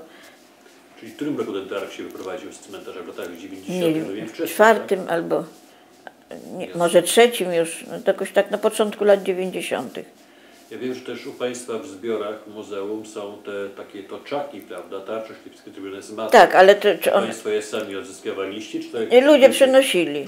Tak, ale sami z siebie? Czy sami z siebie. apelowaliście do nich, żeby sami z siebie przynosili. Sami z siebie. I co mówili, że oddają, bo... Tak, że to było u nich, gdzieś tam znaleźli. I było jeszcze, opowiadali mi, że ten cmentarz, był taki starszy człowiek, Wysocki. I on mówił, że on jako był małe dziecko, to go rodzice posyłali gdzieś do pasienia krów. A on się tak bardzo interesował tym cmentarzem żydowskim, zaglądał, tam takie budyneczki stały, no to hele, stały takie budyneczki, mówi, ojej, mówi, tam tak ładnie było i tak opowiadał mi o tych budynkach, ale już potem to już nie było nic i wszystko było. I ludzie opowiadali, że Niemcy wywozili te kamienie takie z Margla, że to wywozili, kazali załadować i wywozili. I część ludzi te kamienie pozabierała, no tam po prostu. To taka była dewastacja straszna. No na tym cmentarzu egzekucje też były. Polaków i Żydów tam mordowali. A jak Pani zaczynała tam pracę w Tygocinie, to tych macew było więcej niż teraz?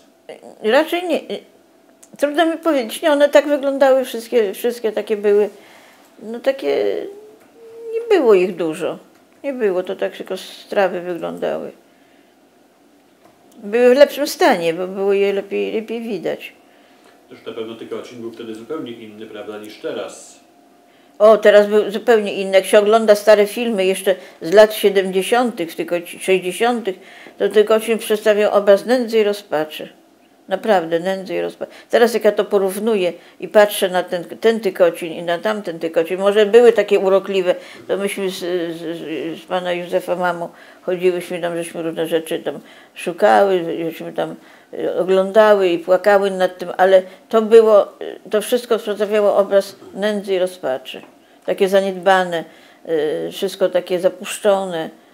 No niby to było piękne, bo to samo w sobie, że to się zachowało, ale to było w strasznym stanie, taki opłakanym. Ten Tygocin był taki, no widać było, że jest okaleczone miasto. Zresztą było okaleczone, bo potem Polaków wywieźli i to było w sumie, same dzieci gdzieś w polu siedziały przestraszone i to było, to po prostu była zagłada miasta całego. I to się nie podniosło, to miasto się nie podniosło. Może teraz się podniesie. Ale poza tym ten brak Żydów, no to przecież to miasto było budowane przez Żydów. Ono to było jeden z największych, jakby najbardziej wpływowych gmin żydowskich w Rzeczpospolitej wtedy. No to było całe Podlasie to było podległe Tygocinowi. Oni się uważali za arystokrację żydowską, Żydzi tykocińscy. Uważali się do końca za arystokrację, bo oni rządzili połową, właściwie dużą częścią Polski. Wiesz, to co się działo, wszystkie te miasteczka, miasta, to były podległe Tykocinowi. To było bezwzględne posłuszeństwo. Już ta gmina żydowska miało takie ramię to było to Święte Bractwo i oni do tego stopnia, jak była epidemia dżumy w 711 roku, to o tym pisała zresztą w swoim doktoracie, ja czytałam te dokumenty, Małgorzata Choińska, to było tak, że potem po tej epidemii to do sądu branickiego sądzili gabaje dobroczynności i gabaje, którzy mieli zajmować się majątkiem żydowskim, oskarżali bractwo, poszczególnych przywódców tego bractwa, że zabierali ludziom majątki. Taka sytuacja, że przychodzili, umarł ojciec i oni przychodzili i mówili synowi, że jeżeli nie oddasz skrzyni całej do synagogi, no to my ojca nie pochowamy. I tak zostawiali. I oni wymuszali na nich oddawanie majątków całych do synagogi. No to niby do synagogi, ale to zabierali ludziom. Niby w trosce o to, żeby nie poszły w rozsypkę. Ale skarżyli Żydzi wtedy właśnie przeciwko temu bractwu występowali. A bractwo też nie pozwalało chować na innych cmentarzach, czy Jedwabne, czy Rajgród musieli sprowadzać zmarłych bogatszych, bo na biedniejszych się zgodzili na chowanie na miejscu, ale bogatych musieli sprowadzać do Tykocina ciała. Także to było takie dosyć ramię władzy KHU. Poza tym oni rządzili tak, że nie można było, to prawo Chazaki, nie można było nic zrobić bez zgody panów Tykocina, dosłownie panów Tykocina, takich nazywano. No i co jeszcze? Jeszcze jest taka, o znaczeniu Żydów tykocińskich to świadczy fakt tej awantury w Purim, bo to było w Purim, i to w 1636, ale akt zostało zapisane później i sąd podają późniejszą datę, ale ja zbadałam, że to musiało być w 1636 roku. Wtedy wypadło razem Wielkanoc wypadła w czasie żydowskiego święta Purim, to marzec był. I w Wielki Czwartek taki był zwyczaj, że wychodziła procesja z kościoła, niosąc figurę Pana Jezusa i tam w chorągwie wszystkie i ta szła procesja na zachód. I szła tą ulicą, którą wtedy już na której mieszkali już Żydzi, bo to były chrześcijańskie place, a potem wykupione przez Żydów.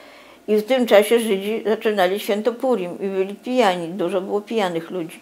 I nagle wyskoczyli na nich z jakimiś widłami, z jakimiś kijami do bicia, narzędziami do bicia na tę procesję, a na czele ich burmistrz tykociński Tomasz Ożarowski, który tam z nimi razem ucztował. Bo to ten właśnie, a Tomasz Ożarowski, to o nim taki historyk i ksiądz ten Niekochański, a ksiądz Jemiołkowski napisał, że to był pijak i awanturnik. Więc on z tymi Żydami razem napadł na tą procesję. Kończyło się tak, że procesja się rozpierzchła. Ksiądz, że wikariusz salwował się ucieczką na koniu i cała procesja się rozpierzchła. I potem oczywiście był wielki skandal i skarżyli do biskupa i sąd biskupi nakazał, żeby Żydzi, oni przepraszali, żeby tam dali jakiś kazubalec, ale zakazał, żeby procesje nie chodziły tam nigdy już więcej. Nie chodziła procesja tą ulicą żydowską, że niby po prostu nie zadrażniać, nie można tam chodzić. I już nie chodzili więcej tam procesją. Ale to właśnie Żydzi urządzili taką napaść, wręcz wyskoczyli z kijami do bicia, byli pijani potem, także pijani, a to był Purim. To razem tak się złożyło, Wielki Czwartek i Purim. To była taka awantura. Jeszcze do miasta wrócę, do tych przemian Tykocina. Jak pani uważa, kiedy i co wpłynęło na to, że Tykocin zaczął się zmieniać? No bo teraz jest on, jak wiemy, trochę inny, prawda? Że zaczął się zmieniać po wojnie, to był upadek kompletny. Jeszcze Tykocin stracił prawa miejskie. I to mnie to najbardziej też bolało, że dlaczego ten Tykocin to jest i widziałam takie dokumenty Wieś Tykocin, która ma 2 sołectwa, Kaczorowo i Nowe Miasto. I dla mnie to było takie już zupełne rozbicie Tykocina. No jak to Wieś Tykocin? No. A ludzie cały czas mówili, no miasta idę, tam na mosty i tak dalej. I myśmy tak próbowali urobić, że to nie żadna wieś, tylko miasto. Że to przez to się traci jakby taką tożsamość i to miasto upada. I ta arystokracja tam polska, która mieszkała na Nowym Mieście, bo tam byli najbogatsi gospodarze i tacy najbardziej znaczący, stare rodziny od wieków tam mieszkające, że oni się jakby chłopami porobili. Że wy nie jesteście chłopami, jesteście mieszczanami, a przecież Tykocin zawsze miał takie duże uposażenie w ziemię i zawsze oni uprawiali ziemię kiedyś i zawsze byli rolnikami, ale nie tylko rolnikami byli też i łączyli to rolnictwo z innymi zajęciami, ale to tak nie można. No i w końcu jakoś potem pomału władze to zrozumiały i jeździliśmy już potem, pamiętam, że ja z tym naczelnikiem, jeszcze ówczesnym naczelnikiem Mielechowiczem jeździłam aż do Rady Ministrów, tam myśmy jeździli tego siedziby, tam wtedy jeszcze nikt nie pilnował bardzo i można było wejść tam bez żadnych przepustek. No to właśnie myśmy tam i w końcu się okazało, że to dobrze, że jakoś i za rządów pani premier Suchockiej to w 1993 roku przywrócone zostały prawa miejskie. Ale to też trochę trwało, bo i ludzie w końcu się zgodzili też i władze zrozumiały, że to trzeba, no przecież to miasto, żadna wieś. No i tak, i nie wiem, czy to na ile to pomogło Tykocinowi, ale na pewno jakoś przynajmniej świadomość przebudowało trochę. No a teraz jest Tykocin, rozwija się dzięki temu, że po prostu wszystko się rozwija, no i Tykocin się rozwija, ale jednak, no nie wiem, mnie trudno to cenić, bo mnie już w Tykocinie nie ma, znaczy ja w 15 lat jestem na emeryturze, ale jeszcze ostatnie 3 lata w ogóle nie wychodziłam z domu, więc nie byłam w Tykocinie, tylko tyle, co w kontakt przez internet, ale myślę, że to jest też zmiana czasu, postęp czasu, że to jest turystyka, potem zainteresowali się Tykocinem konserwatorzy, bardziej że urzędowo, nie tylko tak, że ten dostał ten tytuł pomnika historii, że się po prostu, zaczął się tak powoli rozwija się. No nie wiem, jak długo to będzie trwało i czy to przetrwa ten kryzys, ale trudno mi powiedzieć. No. Ludzie mają teraz, przecież kiedyś nie było w Tykocinie żadnych sklepów, nic nie było, trzeba było wszystko przywozić. No te sklepy, co były, to były bardzo nędznie zaopatrzone. Trzeba było wszystko przywozić. No. Z Białegostoku. Też na pewno której rolę odegrało muzeum, prawda, i Państwa działalność, bo jednak to chyba też przyciągało turystów, prawda? No przyciągało turystów, tak, ale na pewno, tak, bo przyjeżdżały te izraelskie wycieczki, prawda, ludzie nie mieli zaufania do tych izraelskich wycieczek, bo one tak przyjeżdżały i wyjeżdżały i nie bardzo się tam interesowały Tykocinem. Dzieci, to myśmy próbowali kiedyś z dziećmi zrobić spotkanie ze szkołą, teraz było to spotkanie w szkole. I drugi raz było też, ale to się tak odbywało, że przyjechała nauczycielka z Izraela angielskiego a nasze dzieci już umiały po angielsku i ona nie dopuściła do tego, żeby razem rozmawiały, tylko nas tłumaczyła z hebrajskiego, co te dzieci mówiły na angielski i nie pozwoliła rozmawiać im. No właśnie, jakie były te kontakty Państwa z Żydami, którzy przyjeżdżali do Tykocina? Jak to wyglądało? Jakie były relacje między Wami? Między nami były bardzo dobre. Mnie zaprosili do Izraela. I właśnie to z inicjatywy tych rodziców, którzy przyjechali latem. To latem było. W sierpniu akurat trafili na te uroczystości nasze, myśmy tam co roku organizowali w Opuchowie te uroczystości i w synagodze. Oni przyjechali. No i potem do mnie dzwonią, mówią, że mnie zapraszają do Izraela. Mówię, naprawdę? No tak, naprawdę. I ja nie wierzyłam, ale potem okazało się, że zaprosili mnie. No i pojechałam jeszcze w listopadzie 2005 roku. I to zaprosili mnie i tam takie miasto Ra'anana, to miasto i ten burmistrz, tam mam zaproszenie od burmistrza i tam był syn premiera Peresa, Beni Perez i tam on był w tym grupie tych gości i mi sfinansowali bilet LA liniami izraelskimi. I tam miałam hotel i mieszkałam w Jerozolimie i w Tel Awiwie. I do kościoła tam mnie zawieźli, tam do Jaffy, bo ja mówiłam, że w niedzielę muszę do kościoła, to mnie zawieźli. No. Potem sama chodziłam już wybrzeżem tym. 2 tygodnie byłam w sumie. No. A jak w ogóle właśnie ci turyści żydowscy odbierali państwa muzeum? No bardzo im się to podobało, bardzo tak. Szczególnie podobało się samo muzeum, sama synagoga i jeszcze ta makieta to była w synagodze. To na tej makiecie to koniecznie tam musiało być spotkanie na makiecie. Także bardzo, nie, odbierali to bardzo. No, ja wtedy, jak pamiętam, to ja chciałam, żeby to tak było, żeby to była synagoga, nie takie muzeum, żeby tam oni mogli się modlić. No i tam modlili się, odprawiali nabożeństwa, także to myśmy tam nie przeszkadzali w ogóle. No, także sobie co chcieli, to robili, no, że tak powiem. Gdzie chcieli, to wchodzili. No, że było tam i rabini przyjeżdżali. Że ja bardzo mnie to właśnie zależało, żeby to było żywe takie, żeby to w ogóle była synagoga. No to nie była synagoga, ale oni się tam modlili, więc jak przyjeżdżali z Torą, no to była synagoga. No, modlili się też i przyjeżdżały różne grupy religijne, mniej religijne, takie nawet, które nie wiedziały, co to jest synagoga. I tam tłumaczyli im wychowawcy, że to jest synagoga, a tu tak się rzeczy się robią. I tak jak u nas, tak jak przyjeżdżały dzieci, czasami widać było takie grupy kiedyś ze Związku Radzieckiego w kościołach naszych, że stali i się rozglądali, tak jakby pierwszy raz byli, widzieli. No tak samo były takie żydowskie grupy, te dzieci nie wiedziały, co się... No, ale tak to właśnie to dużo było takich religijnych grup, tak. Tak to było. Pani o tych bardzo było miejscach takie egzekucji Żydów, tak. Tykocińskich w Opuchowie i tych masowych grobach w Opuchowie. Teraz tam są co roku ceremonie, prawda? Tak. Myśmy zaczęli w 1991 roku robić tam. Wtedy burmistrz postawił taki kamień ten duży i to było 50. rocznica, to myśmy zaczęli to robić w muzeum. Czy jako muzeum?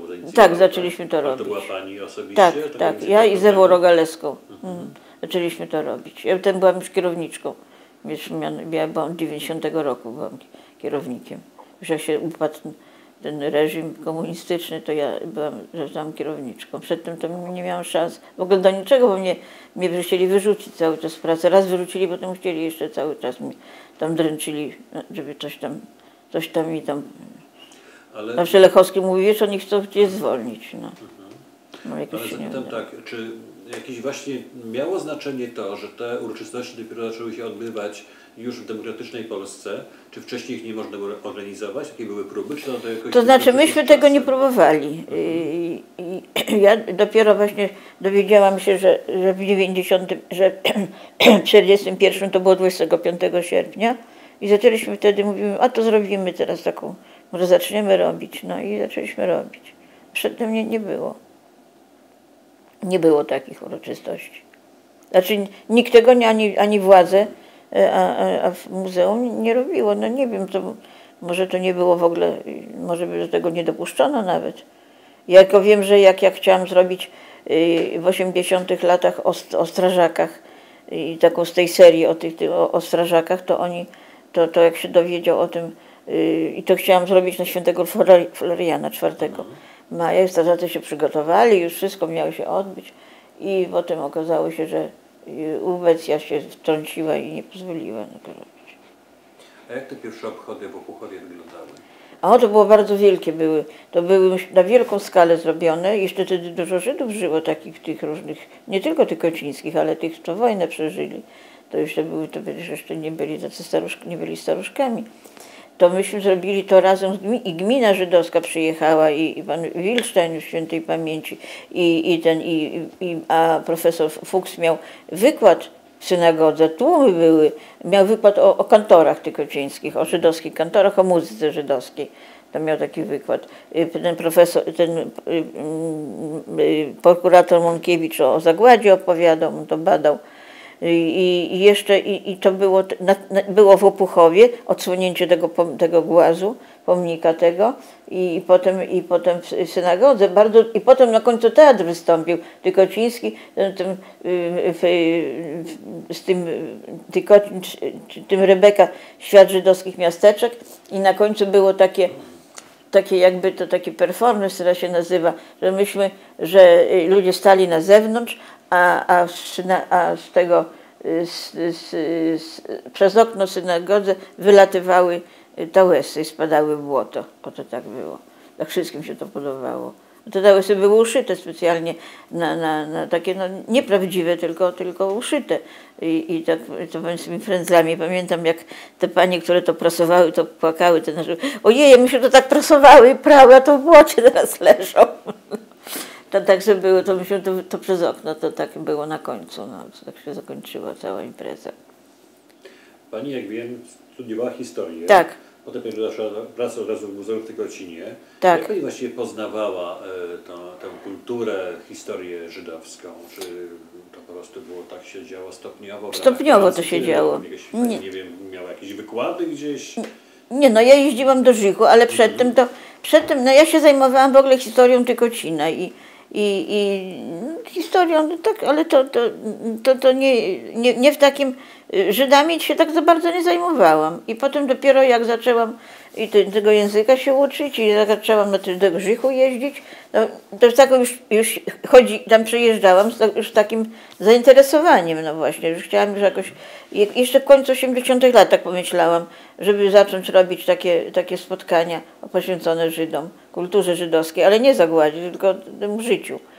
I tak powoli, wtedy jeszcze to nie było takie popularne. Myśmy jeździli jeszcze ze mną, pojechałyśmy kiedyś w 80 latach na takie sympozjum do Krakowa i tam spotkałyśmy Krzysztofa Czyżewskiego, który jakimś plecakiem takim mówi, a my się chcemy tutaj gdzieś osiedlić, tutaj może w Sejnach, gdzieś tam takie na Białostoczyźnie, tak nam opowiadał takie cuda różne i potem myśmy go zaprosiły do synagogi, on miał taki recital, deklamował wiersze Ficowskiego,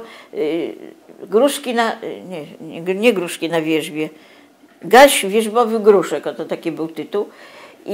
I myśmy go zaprosiły i on przyjechał do nas, ale sam, nie bez Małgosi, przyjechał sam i recytował, tam taki był recital w salonie, Gaś wierzbowy gruszek. I potem myśmy się zaprzyjaźnili z nimi tam, z Wiesiem Szumińskim, ja tam jeździłam, potem jeździliśmy tam do nich, Wiesiek był wtedy dyrektorem tej synagogi i także opowiadał o swoich planach, my się tam doradzali trochę, potem oni zaczęli do nas przyjeżdżać, a potem tak żeśmy się zaprzyjaźnili.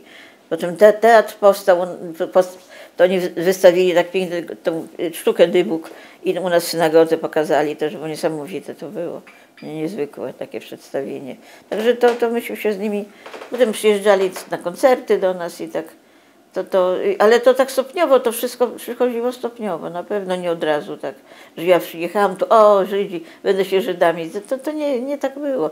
Nawet specjalnie Tykocinem, no trochę się interesowałam Tykocinem, ale troszeczkę ja pamiętam opowieści mamy o Tykocinie, potem raz byłam w 60 latach na takiej wycieczce do ciotki, przyjechaliśmy, tata nas przywiózł taką starą Warszawą, mieliśmy taką Warszawę, to mi się wydawał ten Tykocin jakiś taki, że ja nie wiem gdzie tutaj, w którą stronę tu dojść, tu jakiś park, tu jakaś rzeka, ja nie wiedziałam jak to się po prostu poruszać w tym Tykocinie.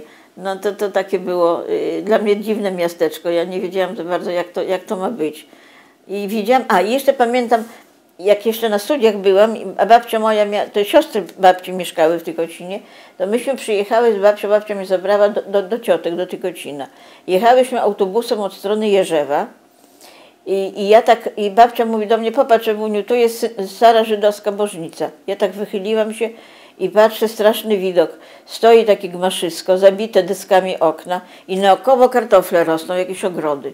I takie jakieś krzaki, ogrody, jakieś pomidory.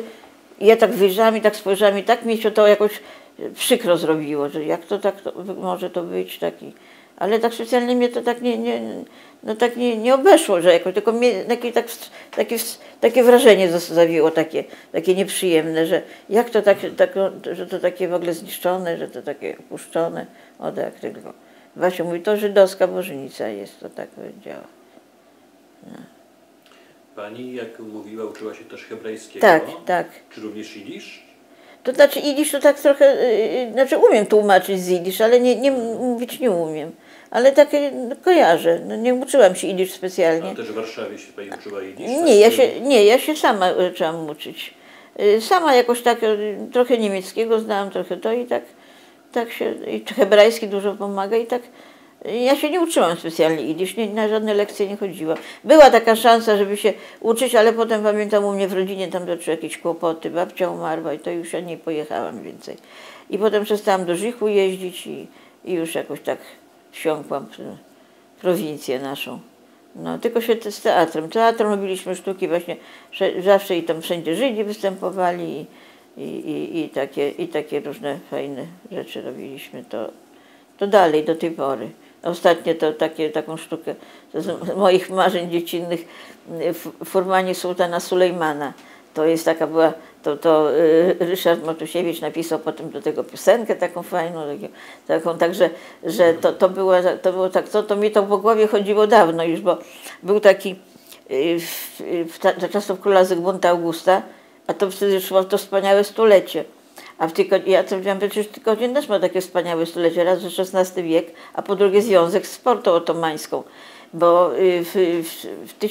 gdzieś przed 1539 rokiem było takie oskarżenie, Żyd z Polski, z Korony, oskarżył Żydów litewskich o to, że i Tykocina, głównie Żydów tykocińskich, że łapią chłopców chrześcijańskich, obrzezują i wywożą do Turcji, do Turek wywożą.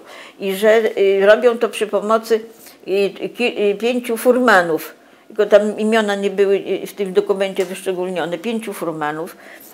I że to taki proceder, który trwa, i że zabili 50 chłopców zabili w tych samym Tykocinie i w okolicach. I takie to oskarżenie padło i było wielkie śledztwo. A to chodziło pewno o jakiś zatarg między nim albo między Żydami polskimi a litewskimi. W każdym razie to padło takie oskarżenie oficjalne i królewskie sądy to rozpatrywały. I w końcu Zygmunt Stary wysłał na miejsce swoich urzędników i okazało się, że to wszystko było wymyślone. I jeszcze to było za życia Olbrachta Gasztouda, tego, który Żydów sprowadził do Tykocina. I potem był taki wyrok, już taki był wyrok sądu królewskiego, że to wszystko jest wymyślone i nieprawda. I że nie wolno takich rzeczy rozpowszechniać, że to ten Żyd robił to z zawiści jakiejś albo ze złości i że to jest niepotwierdzone, ponieważ Tykocin jest miastem wielkiego pana Gasztouda, który był członkiem rady panów rady. I że gdyby coś takiego się działo, to by na pewno Gasztoud by o tym wiedział i by to i ojcowie tych dzieci by nie milczeli też. Także to wszystko zostało zbadane i no po prostu, tak jak się mówiło kiedyś, oprawdali ich, że to nie było, no, oprawdali, po rosyjsku się mówiło kiedyś, że go oprawdali, moja babcia tak mówiła, czyli usprawiedliwili, że to nieprawda, okazało się, że to jest nieprawda. Czyli oprawdali Żydów i dali im spokój. I ja myślałam sobie, że to taki fajny jakiś związek, bo tym bardziej, że Porta Otomańska, tam Żydzi się osiedlali i to dużo Żydów z Litwy, bo jak zostali wypędzeni z Litwy przez króla naszego, to osiedlali się właśnie tam w Turcji, w cesarstwie, tym Imperium Otomańskim i zostali tam. A Żydzi w tamtych czasach te gminy istniały i oni się zajmowali handlem ludźmi. No to państwo istniało na handlowi z ludźmi. I oni trzymali w ręku handel ludźmi. I że być może, to może coś tam i było jak takiego, że ci ludzie, i ci Żydzi potem, którzy nawet wrócili, a potem nie wrócili, to litewscy mieli tam krewnych i mieli tam kontakty z tymi Żydami, którzy handlowali ludźmi, no i w ogóle z tymi gminami żydowskimi na Litwie, bo one litewskie miały kontakt ze swoimi pobratymcami w cesarstwie tym otomańskim. No i ja myślę, że może to może jakieś było powiązanie. W każdym bądź razie ja napisałam taką sztukę i to o tych furmanach i to na podstawie, no to takie prawdziwe imiona, nazwiska z Knyszyna, tam furmanów wzięłam, bo tam były w źródłach. I tego Żyda, którego też nie był wymieniony, Natan, że on tak oskarżył.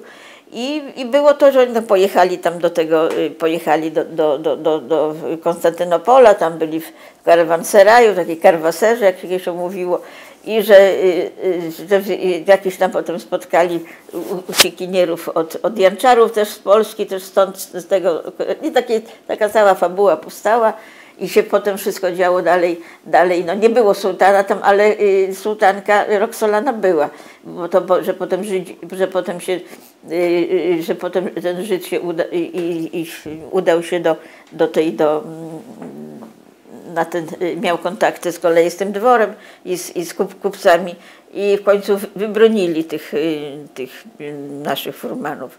Ale to się też rozgrywało i w pałacu tym, i tam była jakaś intryga, jacyś tam byli też i eunuchowie, którzy tam intrygowali, i sułtanka też była, i wielki wezyr. Wielki wezyr Ayas Pasza, który był zresztą jej no takim, dzięki niej otrzymał to stanowisko, to prawda, i ona go nakazała mu uwolnić tych naszych furmanów, ale to no, oczywiście za opłatą wielką, ale też to było też troszeczkę, bo była taka 100 lat później, co prawda, taka sytuacja, że jak była ta sułtanka Kesem, do czasów Ibrahima, to nasz poseł pojechał tam zabierać, bo zwykle zabierali tych jeńców dawnych, no, akurat z tej wyprawy cytorskiej, znaczy zabierali tych i to za dużo i wielki wezyr i tam sam wykupywał i oddawał też za darmo i bardzo dużo wtedy bardzo dużo przeszło tych jeńców, jeńców zostało wypuszczonych, na ten statek się załadowali.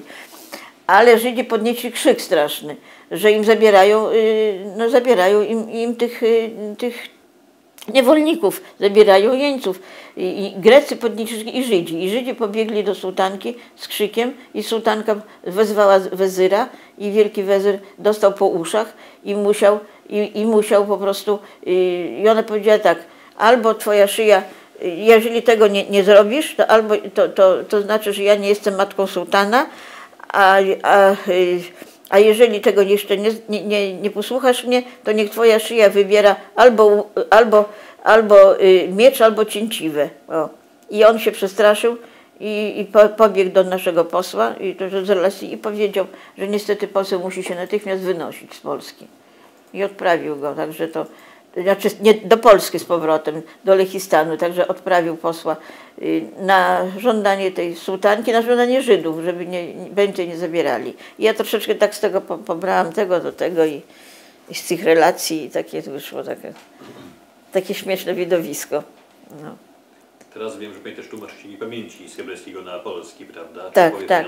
O tej swojej działalności. Tak, te księgi zaczęły się od Tykocina. Ja troszeczkę tłumaczyłam ale to tak jakby na użytek swój muzeum.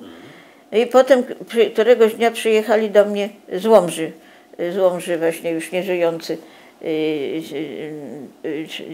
właśnie z tych historyków łomżyńskich, z ówczesną dyrektorką biura, panią Elżbietą Żegalską, tego biura Towarzystwa imienia Wagów, i przywieźli księgę pamięci. I prosili mnie, czy ja mogłabym trochę przetłumaczyć tego, a przynajmniej ten pan się prosił, żeby o ruchu sportowym. No mówię, no dobrze, to ja wzięłam, sobie popatrzyłam, mówię, no dobrze, spróbuję. I zaczęłam to tłumaczyć i potem oni coraz więcej, jeszcze i potem wyszło całą księgę. Ale ta księga była częściowo przetłumaczona przez Adama Bieleckiego. 100 pierwszych stron, a miała ponad 300, także to czego.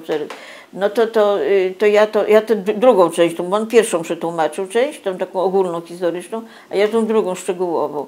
I tak tłumaczyłam, kilka lat mi to zajęło i w końcu to okazało się, że to wyjdzie drukiem i wydali drukiem. To tak to było. To tak. No i potem jeszcze potem o tym zajęła się tam pani doktor Małgorzata, no, ojej, wylatyło mi, przepraszam bardzo, Frąckiewicz, Małgorzata Frąckiewicz. I ona się zajęła, właśnie ona zajęła się no, organizowaniem tego tłumaczenia i wydawaniem tych ksiąg.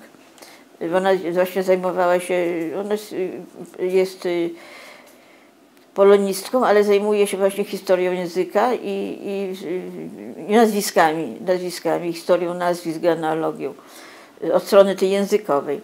No i ja, potem przyszła do mnie dawny burmistrz wtedy Ciechanowca, pan Mirosław Reczko, wtedy jeszcze on doktorantem był,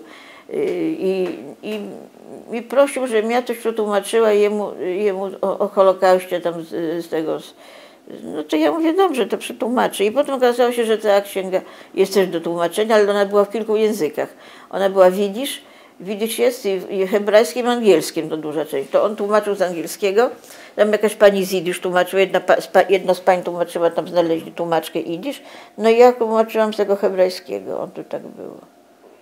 Też chyba tłumaczyła pani tę księgę pamięci Suchowoli, prawda? Suchowoli to burmistrz przyjechał. Ja przetłumaczyłam na razie część hebrajską, ale jidysz jeszcze mam, ale to muszę dokończyć, bo potem przez to w domu tej chorobę taty i to opiekę nad ojcem, to musiałam to przerwać wszystko.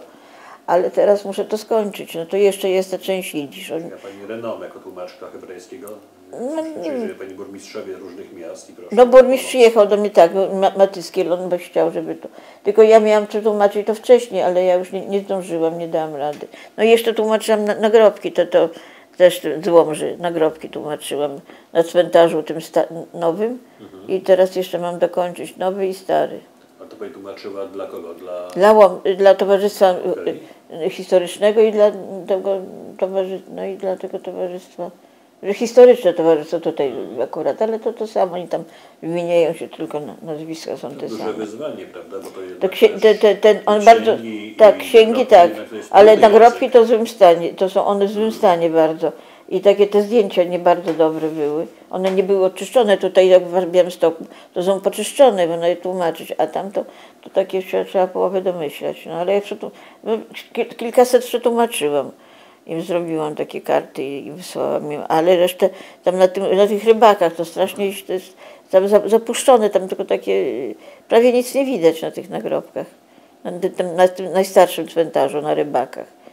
To jest w tym strasznym stanie, jest to wszystko. Tam to niektóre były dobre, ale tak też było. I te zdjęcia były źle robione, na przykład zrobione zdjęcie, a zakryta ta dolna część czymś tam numerem, kiedy tam najważniejsze rzeczy są. No tak, bo data. No, data śmierci taki. A tak to całe. Także no, robiłam podjęłam się tego. No, nie wiem z jakim skutkiem, no, nie najgorzej chyba wyszło. A tłumaczenie to jeszcze właśnie robiłam niestawiski, to były z angielskiego przetłumaczone. To wszystko Reczko przetłumaczył. Ja tylko Ciechanowiec i Łomże. No i kawałek Tykocin to wydał Adam Rudaski w Tykocinie. To jakby prywatne takie przedsiębiorstwo, ja mu to dałam, to co miałam i on to wydał. Także podobno Łomża chce, żeby też wszystko przetłumaczyć. Nie, to już ja im to przetłumaczę, tak już po koleżeńsku. Tam dużo zostało jeszcze, ale najgorzej to się boję tego Holokaustu, bo Józek przetłumaczył, ale to jest z angielskiego, ale to dla mnie jest takie ciężkie strasznie. Ja się boję tego strasznie. Nie wiem, tam takie są rzeczy, tak samo w Suchowoli są te relacje takie okropne. Na ile to jest przenoszone wszystko na Polaków, a na ile na jakichś zbójów normalnych, którzy to robili. No. Ja pamiętam, jak przyjeżdżały wycieczki izraelskie i oni sobie mieli takie w głowie coś takiego, a czemu to Polacy nie bronili tych Żydów, jak wywozili? No tak, Polacy mieli wziąć widły, mieli wziąć kije i łopaty i pójść na SS-manów z karabinami maszynowymi. No takie wyobrażenie mieli. Sami siedzieli pozamykani w domach, bo się bali. Przecież to straszne rzeczy. To już to w ogóle... Ja nawet sobie nie potrafię tego wyobrazić, jak to się wszystko wyglądało. Wielkie zamieszanie, krzyki, płacze. No. A jak gdzie to Polacy mieli się rzucić na Żydów, znaczy na Niemców i bronić? W jaki sposób bronić? No? Co robić? No to po prostu nie do pojęcia jest.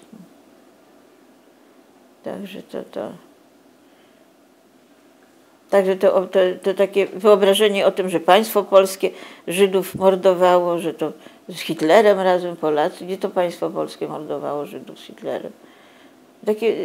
Takie są jeszcze takie stereotypy, te dzieci nie mają pojęcia też, no. Ja na przykład wiem, że to jest straszne, ja sama tam płakałam, jak tam pojechałam na te groby w Łopuchowie, ale ja nie mogłam zrozumieć, jak te dzieci doprowadzone, takie małe dzieci, no małe, no to 15-16-letnie dziewczynki, które w ogóle żyją w innym otoczeniu, jak one są doprowadzane do tego, żeby płakać na tych grobach. Dlatego to ja nie rozumiem. Jak muszą mieć po prostu, jak ta nauka głęboko sięga, że one przyjeżdżają do zupełnie obcej rzeczywistości, do ludzi, i to się opowiada i one płaczą, w histerię wpadają. Dzieci, których tak mocno jest to zakorzenione w dzieciach. No, na pewno jest to straszne, tragiczne. No nie wiem, no.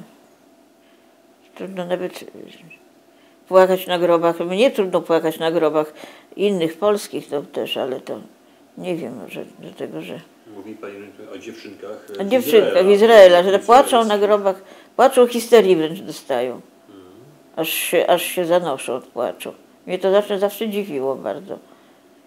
Wiem, że to straszne, bo ja sama jak przechodzę tam, to płaczę, ale to ja co innego. Ja po prostu to wszystko odczuwam może inaczej. To jest taka zagłada i straszna i ja to żyłam z tym wszystkim. Znaczy nie z tą zagładą jakby w Tykocinie, ale z tą wojną. To ja się jakby zrosłam. No. Tutaj zmienia temat, bo Pani tak wspominała też o jakichś problemach w latach 80. Domyślam się, że chodzi o jakąś działalność, tak? W okresie Solidarności może? Tak? To znaczy ja specjalnie tam nie byłam jakąś działaczką. No ja byłam w Solidarności, ale to było tak, ale bardziej moja szefowa działała. Ja to tylko tam robiłam, co nakazała i tam jeździłam z listami do Warszawy, ale to byłam zaangażowana, ale nie jakaś tam działaczka, nigdzie tam się z jakimiś osobami, osobistościami nie spotykałam, bo tam nic nie znaczyłam wtedy. Ale jak powstał ten stan wojenny, to pamiętam, że u nas taka tablica była w muzeum, taka tablica ogłoszeń. I to wisiało w pokoju, tam gdzie myśmy pracowali. I ja powiesiłam wtedy mały obrazek, taki rysunek przedstawiający marszałka Piłsudskiego. I to przykleiłam tam takim jakimś szpilką, czy nie pamiętam czym, przykleiłam. A moja koleżanka taki napis Solidarność przykleiła, ale to już taki plakat, ona chyba go, nie wiem, czy on wisiał, czy nie wisiał, on go przykleił. I się do tego przyczepili, a do Tykocina zjechała taka ekipa komisarzy, którzy gdzie to najlepiej się pokazać, tu przyjść do synagogi, bo tam coś może się dzieje takiego. Przyszli do muzeum, no i zobaczyli to, mnie wtedy nie było i kazali to zdjąć. Po czym za jakiś czas, to przed Bożym Narodzeniem się działo, przyszli i kazali to oddać i zabrali to wszystko. Ja przyjechałam do pracy i mówią mi, że musisz iść, bo kierowniczki nie ma, a tam komisarz cię wzywa. Ja mówię, do tego komisarza nie pójdę, nie będę do komisarza. Ja nie jestem żadną kierowniczką, nigdzie nie pójdę. Nie poszłam. No i potem się okazało, w czasie świąt jakaś wybuchła straszna afera, że moją kierowniczkę zwolnili z pracy. I to za tego Piłsudskiego i za ten. Ja wróciłam do pracy, to aż zdębiałam. Aż mnie się zmroziło. Tutaj w ratuszu była dyrekcja nasza. I ja poszłam do dyrektora i mówię, panie dyrektorze, to nie Cywińska, to ja powiesiłam tego Piłsudskiego. A kogo powiesiła, a kto powiesił Solidarność, to ja nie wiem, wiedziałam, ja nie wiem, a ja powiesiłam Piłsudskiego. I zaczęło się, dyrektor płaszcz włożył, kożuch poleciał do komitetu tam gdzieś, no i zaczęło się odkręcanie Cywińskiej, a ja tak przychodziłam do pracy codziennie, siadałam tam w ratuszu, tam na ławce I dyrektor wychodził, jak ja przyszłam, to dyrektor wychodził i mówił tak: idę do komitetu. Nastąpiła pani Tygrysowi na ogon rozwieszonemu. No a ja sobie myślę, no już, aby mnie tylko nie aresztowali, niech robią co chcą, niech mnie zwalniają, aby tylko mnie nie aresztowali. I tak się zaśmiewałam tego aresztowania. I w końcu to się skończyło tak, że Cywińską przywrócili do pracy, dali jej naganę, a mnie i tą koleżankę drugą, która też się przyznała, zwolnili z pracy w ogóle, dyscyplinarnie, za naruszenie zasad stanu wojennego. No i bez pracy zostałam.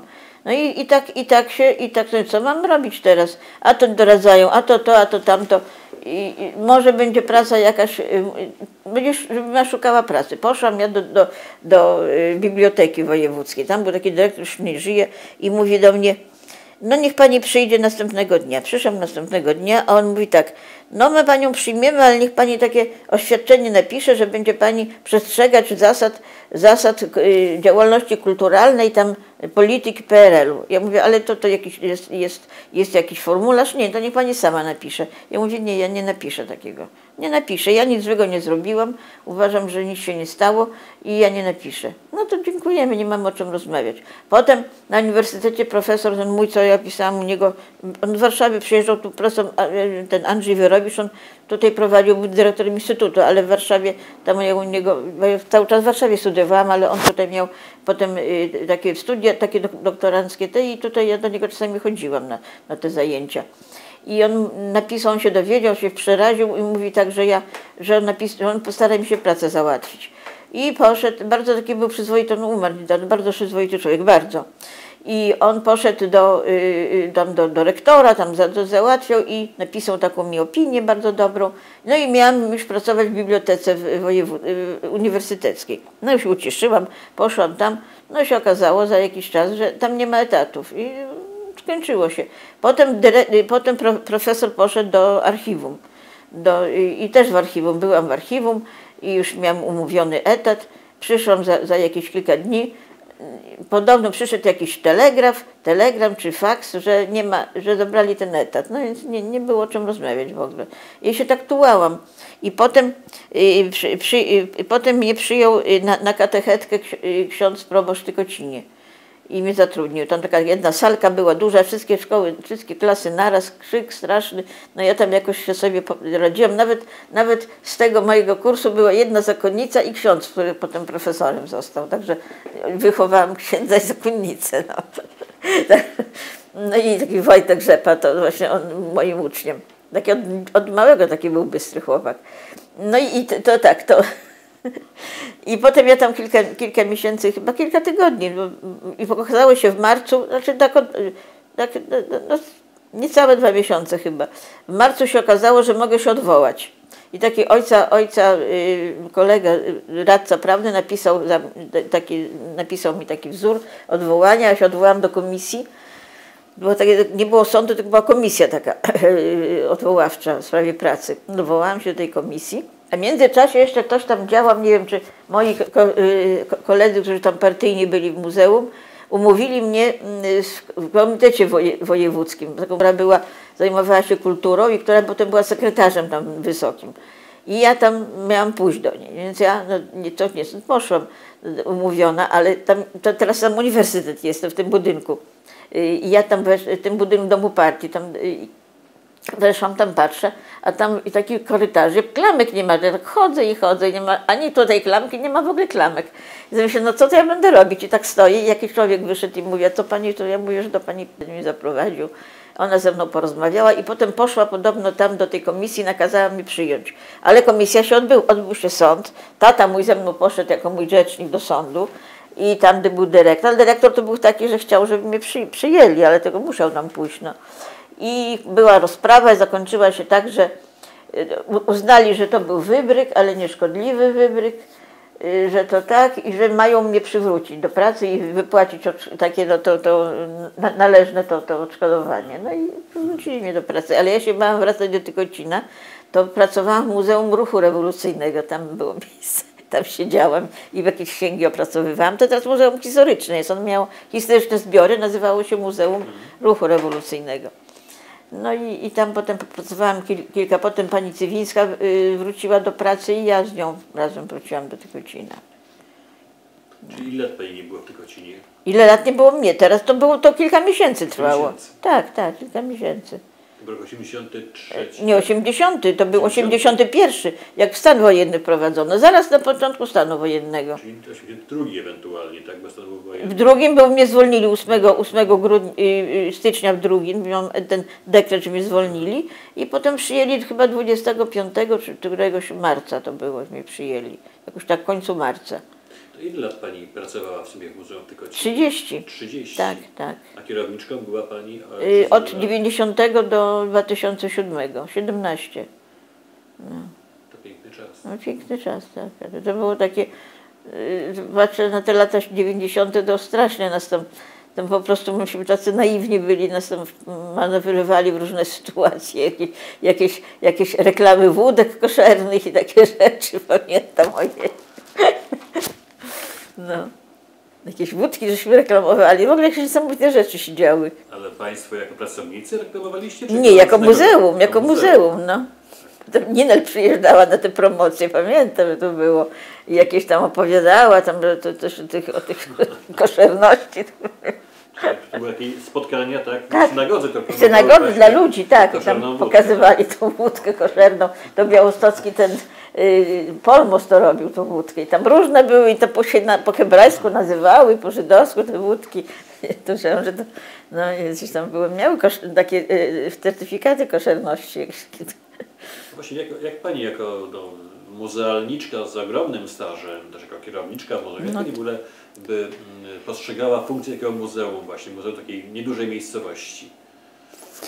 No to ja to sama tego nie wymyśliłam, tego to wyniosłam od swoich mistrzów, czyli Ewy Cywińskiej i jeszcze starszych muzealników.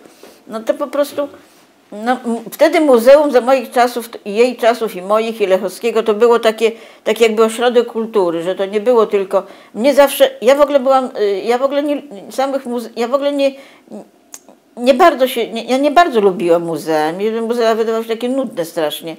Ale właśnie jak strasznie chciałam, żeby to muzeum było jakieś takie żywe, żeby się odbywały w muzeach spotkania, żeby ludzie się dowiadywali o historii, żeby nawet te zabytki, żeby one grały. No to u mnie w tych moich sztukach to grały te zabytki. To prawda, miałam wtedy możliwość taką, bo nikt mnie za to nie karał, ale ja brałam nieraz na przedstawienia zabytki żydowskie, na przykład jakieś lampki hanukowe, jakieś basaminki i inne, żeby to żyło.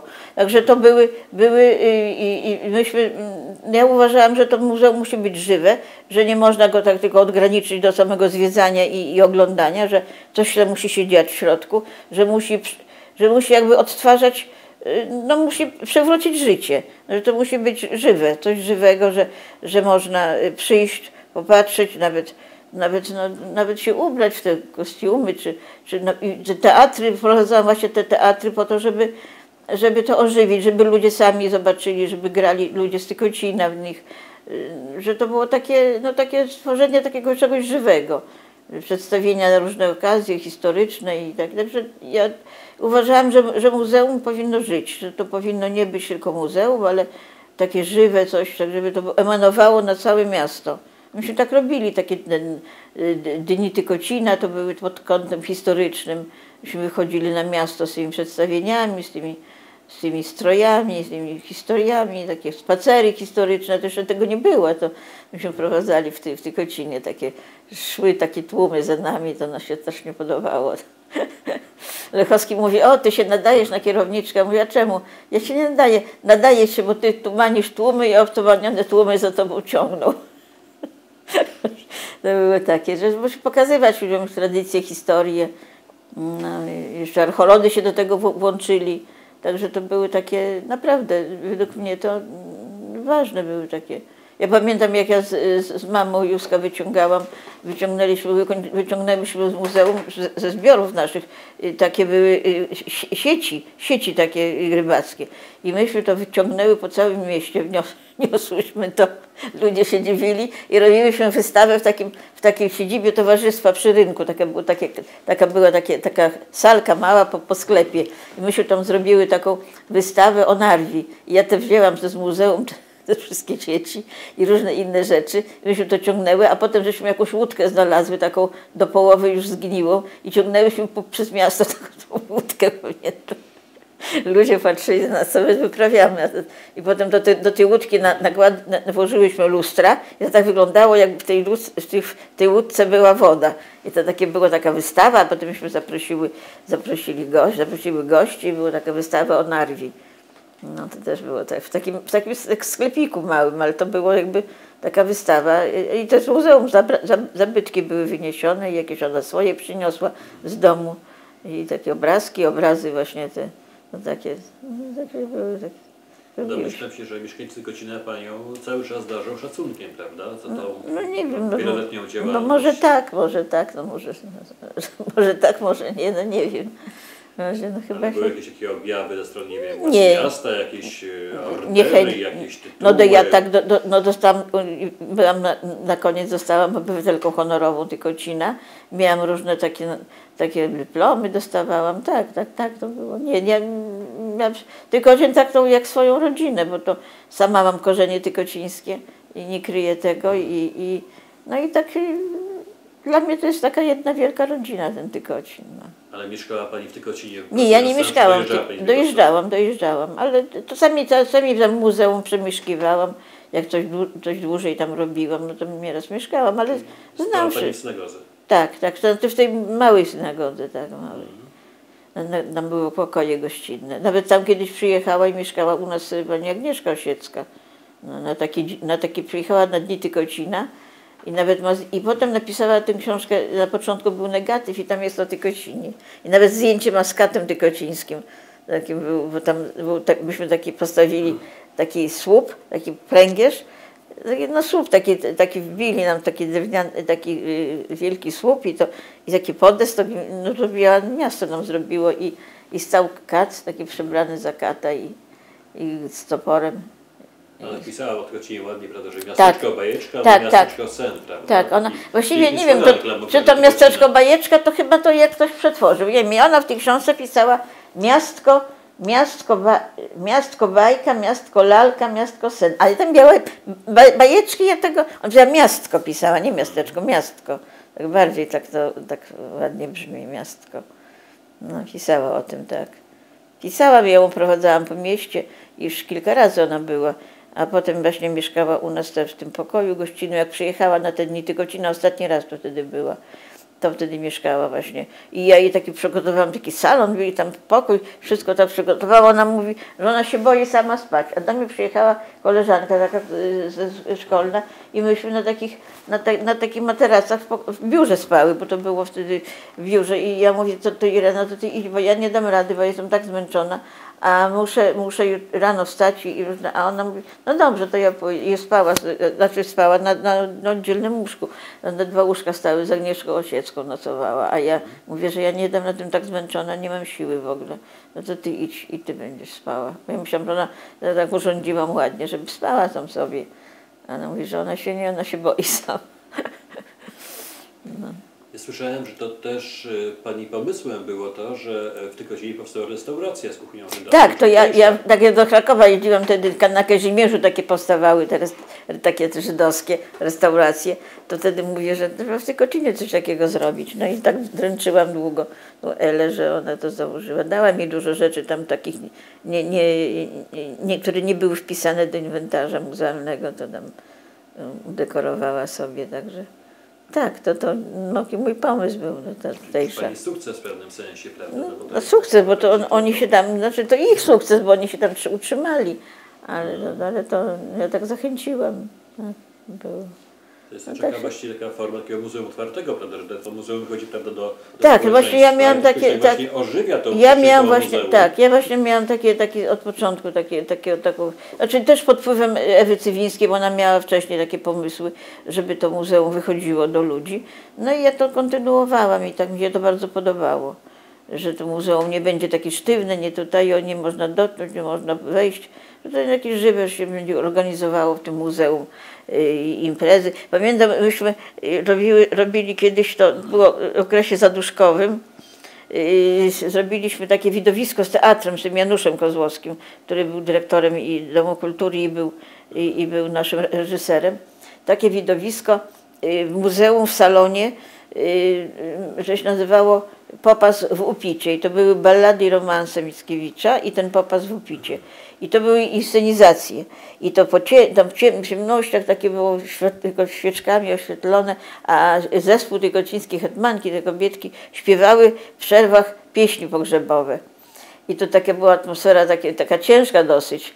Ciężka dosyć była atmosfera i było też ten Popas w Upicie, miał wystąpić ten trup, który wypadał tam, tu drzwi stodoły odemknął, tam stało szkaradne, starożytne nieboszczyka ciało i Kozłowski wymyślił coś takiego, że postawił aktora takiego przebranego za trupa zupełnie, takim długim tym, tak jak trup i przywiązał go do okna w salonie na takiej linie i on miał w tym momencie miał wypaść, ten miał odsunąć firanki, a ten miał wypaść tak na ludzi i tak zawisnąć nad nimi. I to tak wyszło, ojej, a ta jego matka tam obok siedziała, bo to mama jego pracowała w muzeum i siedziała tam obok, tak wypadł tak na ludzi znienacka. Jak oni krzyknęli strasznie, taki trup, i tak bum, i tak został, tak ręce skrzyżowane i tak został nad nimi taki trup straszny.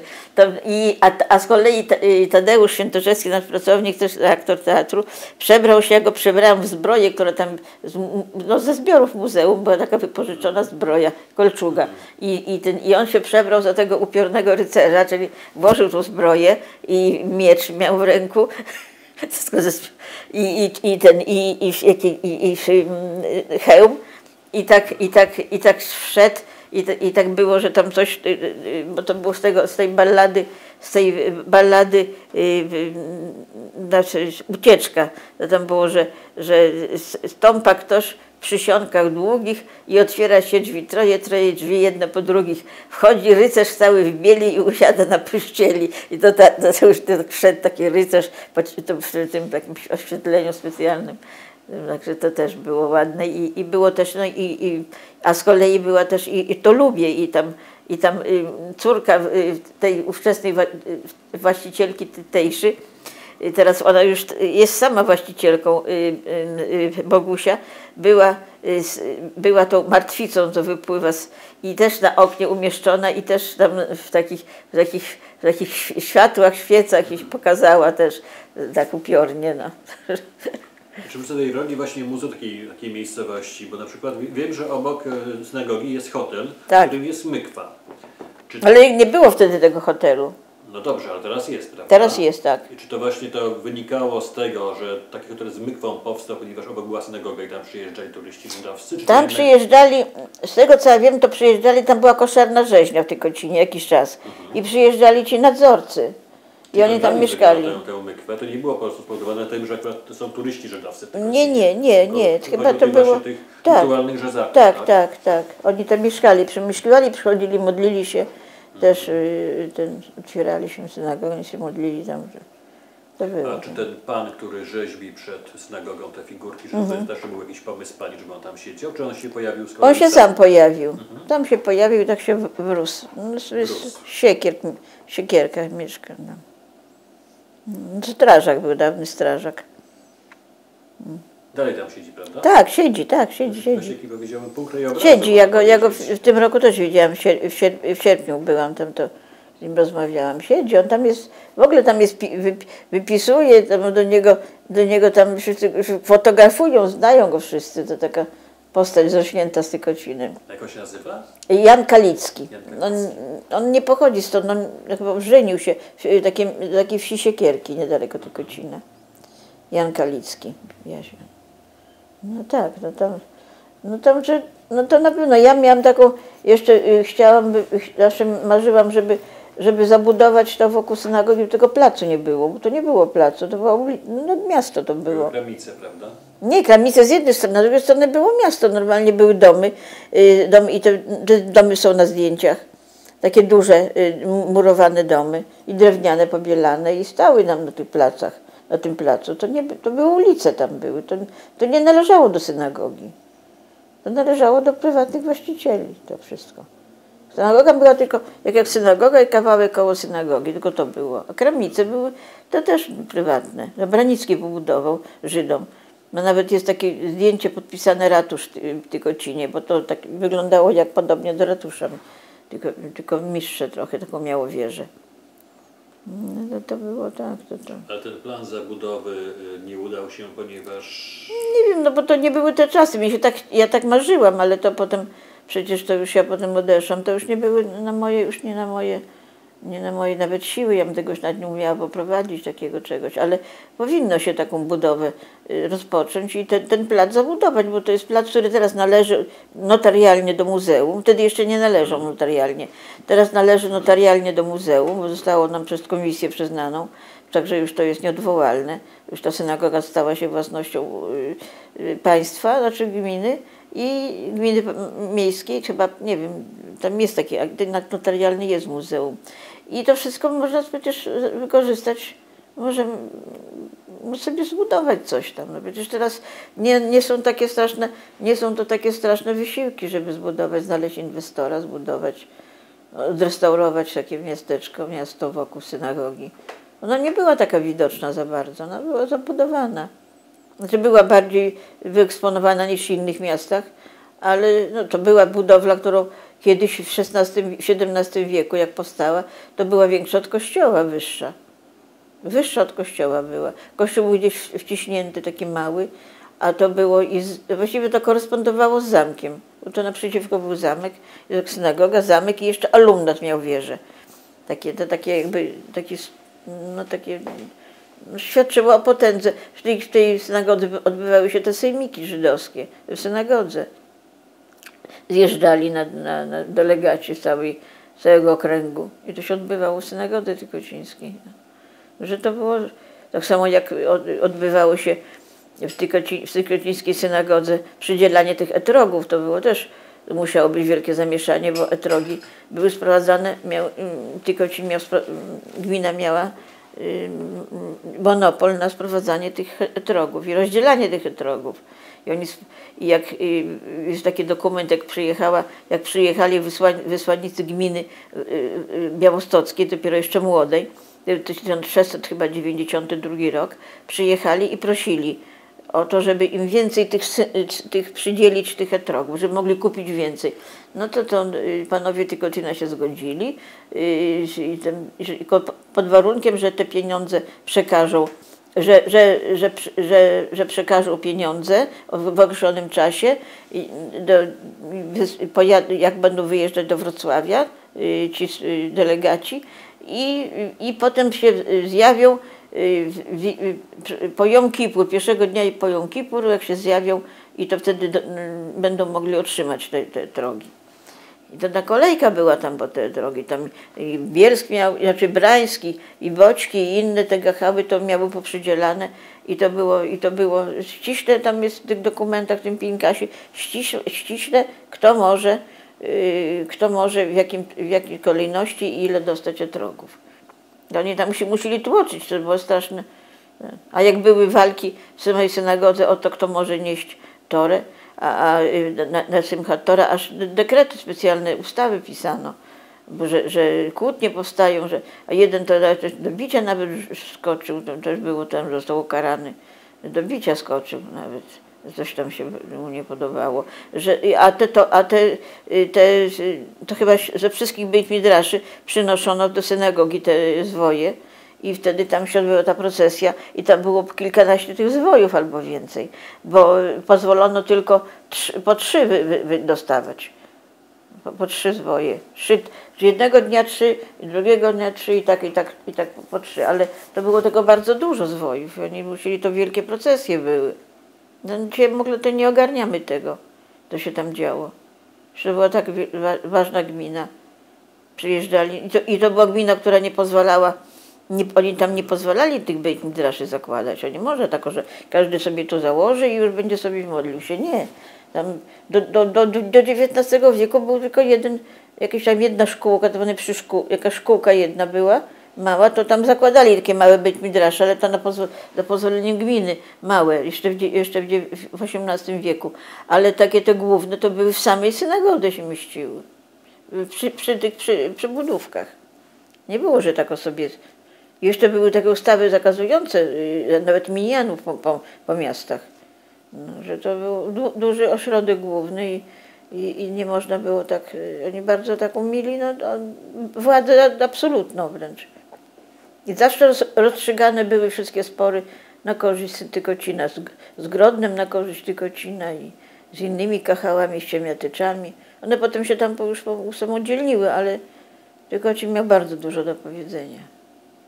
Bardzo, to była bardzo duża, ruchliwa właśnie, już ta między synagogą a tą rzeczką, to tam przecież to i wokół synagogi to przecież tam elita kachalna mieszkała. A potem oni się troszeczkę, potem przesunęli się tam na te chrześcijańskie place, na tą złotą dzisiejszą, to już tam było taka zabudowa bardziej taka już uporządkowana, ale z tego, co ja tak patrzyłam, to jest tam naokoło synagogi, wokół synagogi i tam do tego mostu, do tej rzeczki, to było taka plątanina tych zaułków. Tam nie było takiej ulicy. To tak, nie było takiej ulicy. Według mnie to nie było ulicy, tylko były takie małe uliczki, które były miały takie, i gdzie był dostęp do przejścia między domami, dostęp do głównej ulicy, ale to były małe bardzo uliczki. Tam było gęsta zabudowa bardzo. Że dopiero tam ulica to była taka czorowska, to ona właściwie była chrześcijańska, to żyli się między tłoczyli na niedużym obszarze. A potem wymusili przejście na tą... I właściwie całe miasto już było do kościoła aż żydowskie. Bardzo Pani dziękuję. Może proszę się, podaję Józefie do Pani. Coś, czego nie... Znaczy ja chciałem zapytać jeszcze z tych lat Pani pracy w muzeum, o kontakty z mieszkańcami Tykocina i nie mam na myśli swojej rodziny, tylko generalnie. Ogólnie, tak? Tak jak Pani wspomina, jak tą społeczność tykocińską, właśnie początka lat 90. Jak ja wspominam, czy ja zawsze patrzyłam na Tykocin przez pryzmat mojej mamy, to co mama mi opowiadała, to ciotki mi moje opowiadały i dla mnie to nie wiem, jak ja patrzyłam, jak na ludzi, jak na znajomych dobrych, jak poznawałam, w miarę jak poznawałam ludzi. I przede wszystkim mnie uderzyło to, że ludzie byli przywiązani do tradycji bardzo. Na przykład była ulica 11 listopada. I to ja pamiętam jak szok przeżyłam, jak jeszcze na studiach byłam i było to 11 listopada, myśmy w stołówce stały studenckiej, w stołówce tam nie pamiętam, czy to było na Kickiego, czy to było tam gdzieś, bo na Kickiego ja mieszkałam, ale jeszcze stołówki były po całym mieście porozrzucane, czy na krakowskim przedmieściu. Stałyśmy w stołówce po obiad i za mną stała taka koleżanka z archeologii śródziemnomorskiej. Ja znałam ją. Ja mówię, słuchaj, a ty wiesz, jaki dzisiaj jest dzień? Ona mi oczy wytrzeszczyła. Ja mówię, 11 listopada. A ona taka, co to za to 11 listopada? Ja byłam zszokowana. A potem jak przyjechałam do Tykocina, znaczy ulica 11 listopada, i to główna ulica w Tykocinie. I ludzie byli przywiązani i ona była cały czas. Była, nie zmieniono nazwy. I dla mnie to było takie duże przeżycie. Poza tym ludzie w Tykocinie byli przywiązani do tradycji, wiedzieli gdzie, skąd oni są, jak myśmy kiedyś takie przedstawienie zrobili, to tam jakieś się dwie rodziny kłóciły o łąkę w XIX wieku, to nie wiedzieli, o jaką to łąkę chodzi. Także to wszystko w ogóle, te rodziny to się znały od dawna i wszyscy wiedzieli o sobie wszystko. I to mnie tak właśnie, to przywiązanie do tradycji, takie wręcz takie, że to się okazało dopiero potem, jakbyśmy zaczęli pod wpływem tych spotkań muzealnych, to ludzie zaczęli tak się otwierać i to już tak, że zobaczyli, że my nie jesteśmy, że jesteśmy razem z nimi, że tak powiem. To było ważne. Także to mnie się wydaje, że przede wszystkim tak, państwo Matusiewicze to była elita, ale też i inni, którzy, te stare tykocińskie rodziny, rodzina Kąckich, rodzina i tam inne rodziny, to na Nowym Mieście mieszkały, no to była taka arystokracja, to byli ludzie o takiej wysokiej kulturze bardzo, to właśnie to nie oni się różnili bardzo od innych, także to było naprawdę, dla mnie to było takie bardzo budujące spotkanie z tymi ludźmi z Tykocina. No, pamiętam to. Także to, no na pewno, no to jest, no mówię, ja na Tykocin nie patrzę tak w tej chwili obiektywnie, bo nie potrafię patrzeć obiektywnie, naprawdę. No. Tak samo jak na Żydów nie potrafię obiektywnie patrzeć. Już teraz może troszeczkę jakoś to odeszło, że tak już oddaliłam się od tych problemów, ale kiedyś to ja po prostu byłam bardzo zaangażowana i tak uczuciowo wręcz, no. No, także dla mnie to Żydzi to byli jakiś ósmy cud świata nadzwyczajny. No. Także to było wszystko, co z Żydami się wiązało, co z tego, to było dla mnie bardzo ważne. Przecież oni tworzyli, przecież to Rzeczpospolita to była częścią tego to byli Żydzi. No przecież to było, oni wmontowani byli w całą strukturę państwa. Nie to, że to sobie żyli Żydzi, a mieszkali. Oni byli w części państw, już mieli swój Sejm, sposób pobierania podatków. Przecież oni byli włączeni w strukturę państwa, te gminy, te sejmy, to wszystko. No przecież to było powiązane wszystko. No. Przecież nawet podskarbi wielki koronny rozstrzygał jakieś spory między Żydami, jakieś teologiczne. Do niego się zwracali, on pisał list, wielce szanowny panie starozakonny, no to było wszystko, to było powiązane, to była wręcz część nierozerwalna polskiego państwa była. No to nie tego, że to Żydzi sobie żyli, mieszkali, oni byli częścią państwa naszego. No. To nie można tak, dopiero bo to zostało zakłócone dopiero przez rozbiory. To było rzeczywiście zakłócone przez rozbiory. No jak piszą w Sefer Tikli, że dopiero car nienawiść wsiał w serca chłopów i Żydów i to się tak wszystko rozniosło, że te takie powstały te zadrażnienia. A tak to przecież oni, no to było... Były różne tam pogromy, ale gdzieś nie było takich pogromów, że przepędzano Żydów, tak jak przepędzano na Zachodzie przecież, no. Oni żyli sobie, wiesz, Sejm mieli na wzór naszego Sejmu z posłów, potem mieli swój własny starożytny ten samorząd, rządzili się, przecież prawo żydowskie, prawo starożytne, prawo talmudyczne było prawem na prawa państwowego w Polsce. To było prawo państwowe. No. A jak można było i mnie zawsze to brakuje tego, że tak się tylko mówi o tym Holokauście. Pewno to zagłada była straszna, ale że przecież oni, no to była część naszej rzeczywistości. No. A dzisiaj się spotkałam na przykład z ludźmi, którzy są profesorami, i oni nie wiedzą, dziwią się, że w każdym miasteczku Żydzi byli. No. Że to byli, że jak to, wszędzie byli Żydzi? No wszędzie byli, no. A przecież mnie to uderzyło też, że dlaczego jak ktoś podaje, a ja jestem stąd, to nie poda tej wsi, której się urodził, nie poda tego miasteczka, tylko mówi, a to koło Białegostoku, a to koło Warszawy, a to koło tego, a Żydzi przyjeżdżają i płaczą, pokazują jakieś pipidówki takie, naprawdę, za przeproszeniem, już takie miasteczka zapadły i dla nich to stolica świata były, no. I oni się nie wstydzą, dla nich to była stolica świata. Bo tam był uczony rabin, bo tam przyjeżdżali uczeni, bo tam się, nie to, że on tylko tam się urodził, ale to było, coś znaczyło, ci ludzie coś znaczyli. I dla niego to była stolica świata. On się nie wstydzi tego, że on z jakiejś Kopciówki pochodzi, czy z jakiejś innej, bo tam byli sławni rabini. Wszędzie byli ci sławni rabini, no. Polska była takim krajem, gdzie wszędzie byli sławni rabini. I na Ukrainie, i na Litwie, to było przecież jeden organizm państwowy, no. No to mnie właśnie zawsze, ja w Żydach to podziwiałam. Mówimy, a się wstydzę. Ja jestem z jakiegoś Wasilkowa, a to z jakiegoś tego, a to nie, to ja pod Białymstokiem się urodziłem. No. A ci przyjeżdżają i mówią, dla nich to Jerozolima to już nie jest taka ważna jak ta Kopciówka. No. Lub Tykocin. Tykocin to w ogóle nie, Tykocin to jest sławny, no tego Tykocin, to nie jest, w ogóle Tykocin to nie było żadne Sztetl. Ja to właśnie się zawsze buntuję. Jaki to Sztetl Tykocin? To żaden Sztetl nie jest. I żadne miasteczko, to było miasto i duża gmina, która częścią Polski rządziła, no można powiedzieć, no. No. Znana na całym świecie gmina i wszędzie podziwiana i wszędzie szanowana. O takie miasteczka inne, które tam wokół Tykocina powstawały, no to były Sztetle małe, ale nie Tykocin, no. Całe miasto było prawie żydowskie. Żydzi trzymali w rękach swoich, przecież ci Braniccy, to się, no głównie Żydzi zarządzali ich gospodarką, że mieli te monopole, to wszystko trzymali. Była zawierana z gminą żydowską, zawierana była umowa, no, dzierżawna.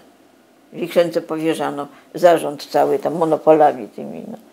Jeszcze to mówią, a to Sztetl, żaden Sztetl. Sztetl to były inne miasteczka gdzieś tam na Litwie, jakieś małe, jakieś tam, to było. Nie pasuje do żadnego Sztetla. To takie, ulubili sobie takie słowo Sztetl i to sobie, że to miasteczko. No nie, to Sztetl, że to nie wiem, no mnie to strasznie denerwuje te Sztetle, to denerwują, tak się mówi o Tykocinie. Miasta były, no miasteczka żydowskie, miasta to były, no większe miejsca, a tak samo i polskie były miasta, no mieszkali razem przecież, no. Ale to mnie najbardziej denerwuje, te Sztetle żydowskich, jakieś zamknięte, to nie były takie zamknięte, że ludzie się kontaktowali ze sobą, mieli interesy wspólne, no wiadomo, że religijnie to było oddzielone, ale no też nie tak bardzo, no. Wiesz, wiedzieli, co się dzieje i w kościele, i w tym, wiedzieli, kiedy są święta żydowskie, ludzie wiedzieli, chrześcijanie wiedzieli. Wiedzieli, kiedy są, no przecież Żydzi budowali szałasy. I to mówili, jak na szabat takie dzielono to mówiło się między ludźmi, to dzielą, to oni, że dzielą, że Polskę tak dzielą. Polskę tak dzielą między siebie. Tak niektórzy mówili, ale no to wiadomo, to z niewiedzy wynikało, ale nikt tam się nie przejmował. Że dzielą, tak ziemię dzielą. A że Żydzi to tak, że to część była, no to część Polski, no to w ogóle, no. Ja dopiero zobaczyłam przecież, będąc w Tykocinie, przecież to nie da się oddzielić tego i ta historia była spychana, tam nikt prawie o tym nie mówił, a teraz ona, też za mało się trochę mówi o tej obecności Żydów, nie tylko o zagładzie, ale obecności, no. A, że jeszcze takie mnie denerwuje ludność pochodzenia żydowskiego. No jakiego pochodzenia, no? Ja mogę powiedzieć, że ja jestem pochodzenia niemieckiego albo tatarskiego, ale jestem Polką, a oni są Żydami byli, a nie pochodzenia żydowskiego. Ktoś może mieć babkę, prababkę, no to może być pochodzenia żydowskiego, no ale to też trudno to nawet nazwać tak, no. Ludność pochodzenia żydowskiego, Niemcy zamordowali ludność pochodzenia żydowskiego, no. Całe miasta zbierali Żydów i to byli pochodzenia żydowskiego. No to przecież to jest błąd jakiś pojęciowy, językowy chyba, no. Byli Żydzi po prostu. No ludzie się tak wstydzą tego słowa Żydzi, nie wiem skąd to się wzięło. Mówili kiedyś starozakonnie, też to ładnie brzmiało, ale to urzędowe było to starozakonnie. A Żydzi to było normalne słowo. Nawet żydostwo, mówi się teraz żydostwo, a żydostwo to było słowo, sami o sobie mówili, że pomnik żydostwa polskiego tam budują w Jerozolimie czy gdzieś tam. No to żydostwo polskie, no to czyli tak jak normalne słowo polskie, no tylko to z niego robić jakąś hybrydę, że to nie, że to jakieś obraźliwe żydostwo, nie, wcale dla mnie nie jest obraźliwe, wręcz przeciwnie. No takie, to z niewiedzy wynika, ale ta wiedza jest niestety nie jest powszechna. Ja zauważyłam, że ludzie, którzy powinni wiedzieć takie rzeczy, nie wiedzą. No, że Żydzi byli wszędzie, że w dawnych czasach byli częścią państwa polskiego. To nie to, że sobie Żydzi byli, ale oni byli częścią państwa. No i mieli udział we władzach, można powiedzieć, w zarządzaniu gospodarce, w zarządzaniu administracji całego obszaru dużego. No przecież to była, nie było to, nikt ich traktował jako intruzów, wręcz przeciwnie. No. Nie byli intruzami, nie byli obcym elementem. A to, że oni tęsknili do tej ziemi obiecanej, no to normalne jest. No. Bo to była ich ojczyzna przecież jest. To jest normalne. Że popierali te osiedla. Jeszcze w XVII-XVI wieku przyjeżdżali do Tykocina wysłannicy i zbierali pieniądze. Byli gabaje w gminie żydowskiej, gabaje Erec Izrael. To byli tacy, którzy właśnie opiekowali się tymi przybyszami i tym ziemią świętą. Oni to zawsze tęsknili, to wiesz, ich to wiadomo, wiadomo. Matecznik. Tak, znaczy moja mama mówiła, a co tu nie chcą ci Arabowie? Przecież to żydowskie miasto Jerozolima, co Arabowie tam chcą? To żydowskie, mama moja tak przekonywała zawsze. Przecież to jest żydowskie. No także. Ja myślę, że dziękujemy Pani za bardzo interesującą rozmowę. Dziękuję, tam pogadałam sobie jak taka staruszka historię. Chyba że Pani chce na zakończenie jeszcze coś dodać, co po prostu nie padło, a tutaj Pani zdaniem powinno się po prostu pojawić na tym nagraniu. Nie wiem, a co, już nie wiem, co nie padło, nie wiem, co nie padło. Jeśli Pani nic nie przychodzi. Nie, no chyba wszystko już. Już nic nie, na pewno jeszcze jakieś rzeczy by mi przyszły do głowy, ale ja wiem, no nie wiem. No tak jak mówię, że moja działalność w muzeum to była tak, z jednej strony ta historia Tykocina i pokazanie tej tradycji, ale tej takiej dawnego Tykocina. I chciałabym to właśnie, może to nie zawsze wychodziło, ale z drugiej strony to Żydzi właśnie i pokazanie nie tyle ich tej zagłady, co ich tego, co oni znaczyli w Tykocinie i co w ogóle w Polsce znaczyli. Pokazać ich tradycje, święta.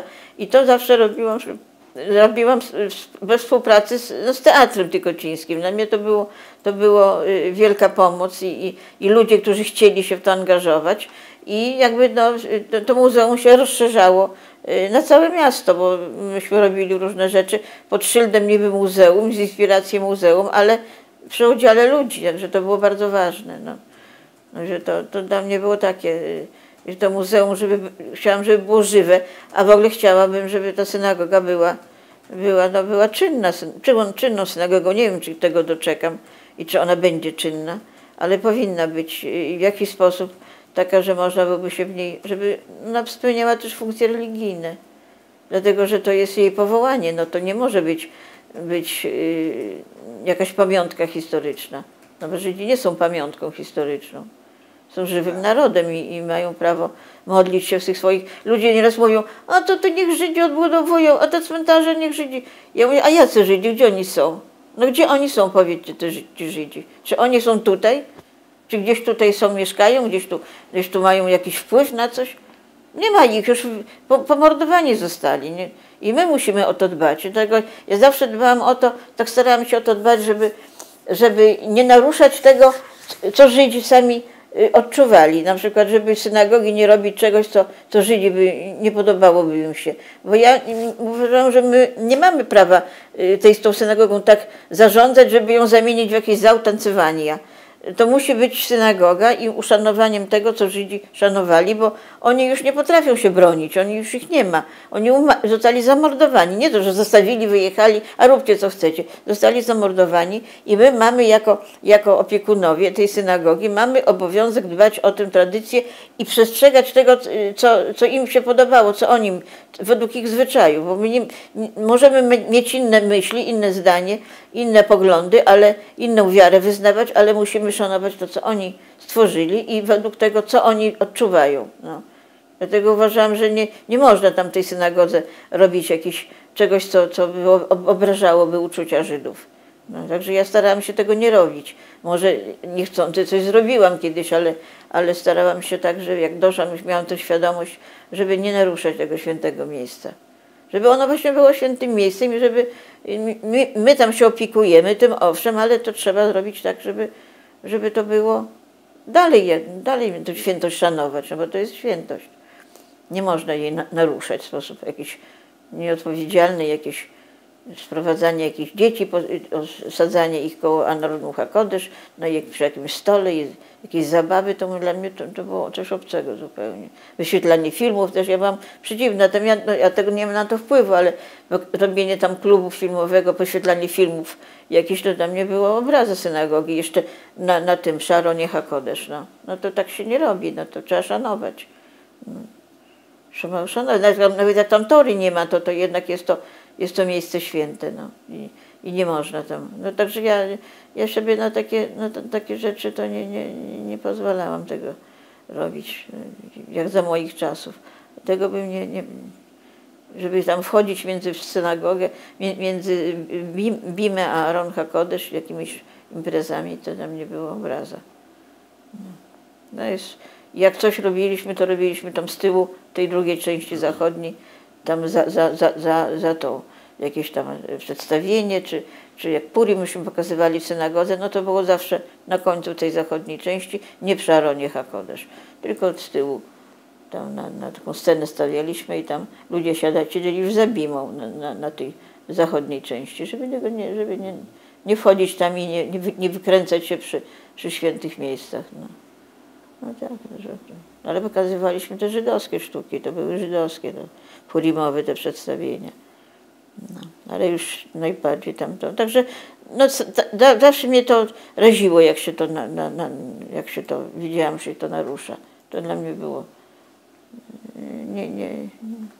bo żeby to Żydzi robili, to sobie róbcie, bo to jest wasze, macie prawo. Róbcie sobie różne rzeczy, ale ja nie mam prawa, bo ja się tym zarządzam, ja nie jestem Żydówką, ja nie zarządzam tym, tylko staram się to podtrzymać tradycję. To mi wasze raziło, że się w synagodze robi różne rzeczy, które są nie na miejscu po prostu, nie na miejscu. To jakieś wystawy, po co do wystawy w synagodze jakieś robić, jakieś rzeczy niezwiązanych z synagogą, jakieś obrazy stawiać, to mnie było dla mnie nie do przyjęcia. No to jest właśnie naruszanie tej tożsamości i to nieuprawnione naruszanie. No.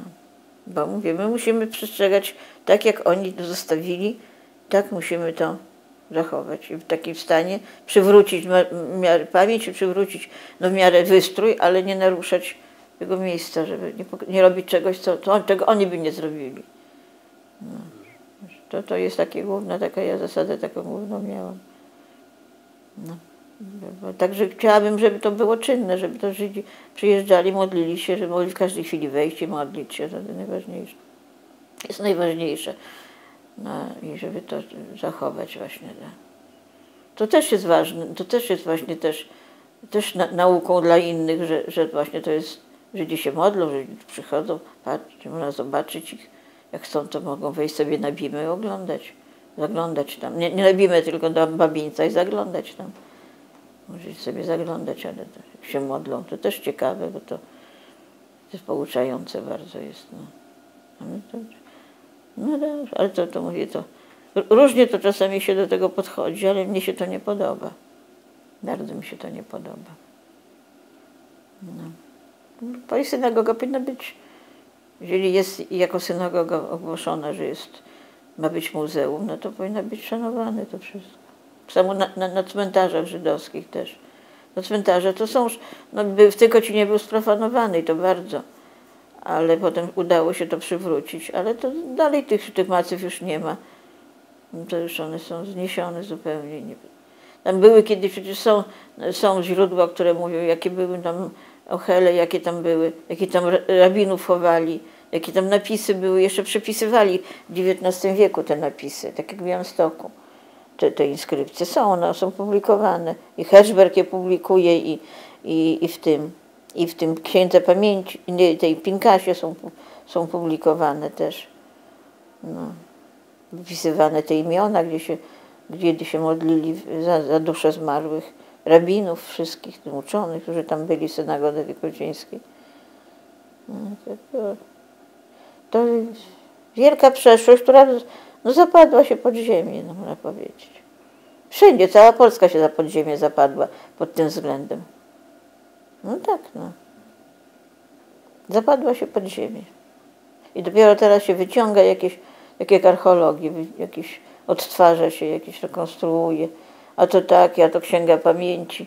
No też wszystkiego nie opowiadają. Tym bardziej, no, ich to jedyne jest właśnie takie, że one pokazują od środka tych Żydów, że to widać, że na przykład że to patrzyli na nich jako na jakiś tam sobie, no, takich sobie, co tam robi, jakiś krawiec, szewc, a to był uczony, to był gabej, w synagodze był kimś. I że oni nie zwracali uwagi na to władza im każe, ta carska, to tak robić, a te gminy dalej istniały. Mimo że oficjalnie nie było ich, to te polskie gminy, ta polska struktura dalej istniała. Zjeżdżali się, wybierali, byli tytułowani, mieli swoje tytuły, a tego nikt nie wiedział, bo nikt tam nie dotarł, chyba że ktoś był zdrajcą i wydał. A byli tacy, co wydawali przecież, na Tykocinie byli, co legendy powstały o takich zdrajcach, co wydawali carskiej policji swoich. To jednego nawet go pochowali, to potem całun z jego odpadł. Taki był zdrajca. Ale były właśnie, ale to były dalej te gminy istniały. Oni potrafili zbierać pieniądze, sobie nikt nawet nie wiedział, że oni jakieś podatki mają sobie pokładane na siebie. I zbierali dalej. Jeździli i to wszystko działało. No. A trudno było dotrzeć, bo Żydzi mają, niestety, no mają chyba dobrze, bo na nich nazwisko nic nie znaczy.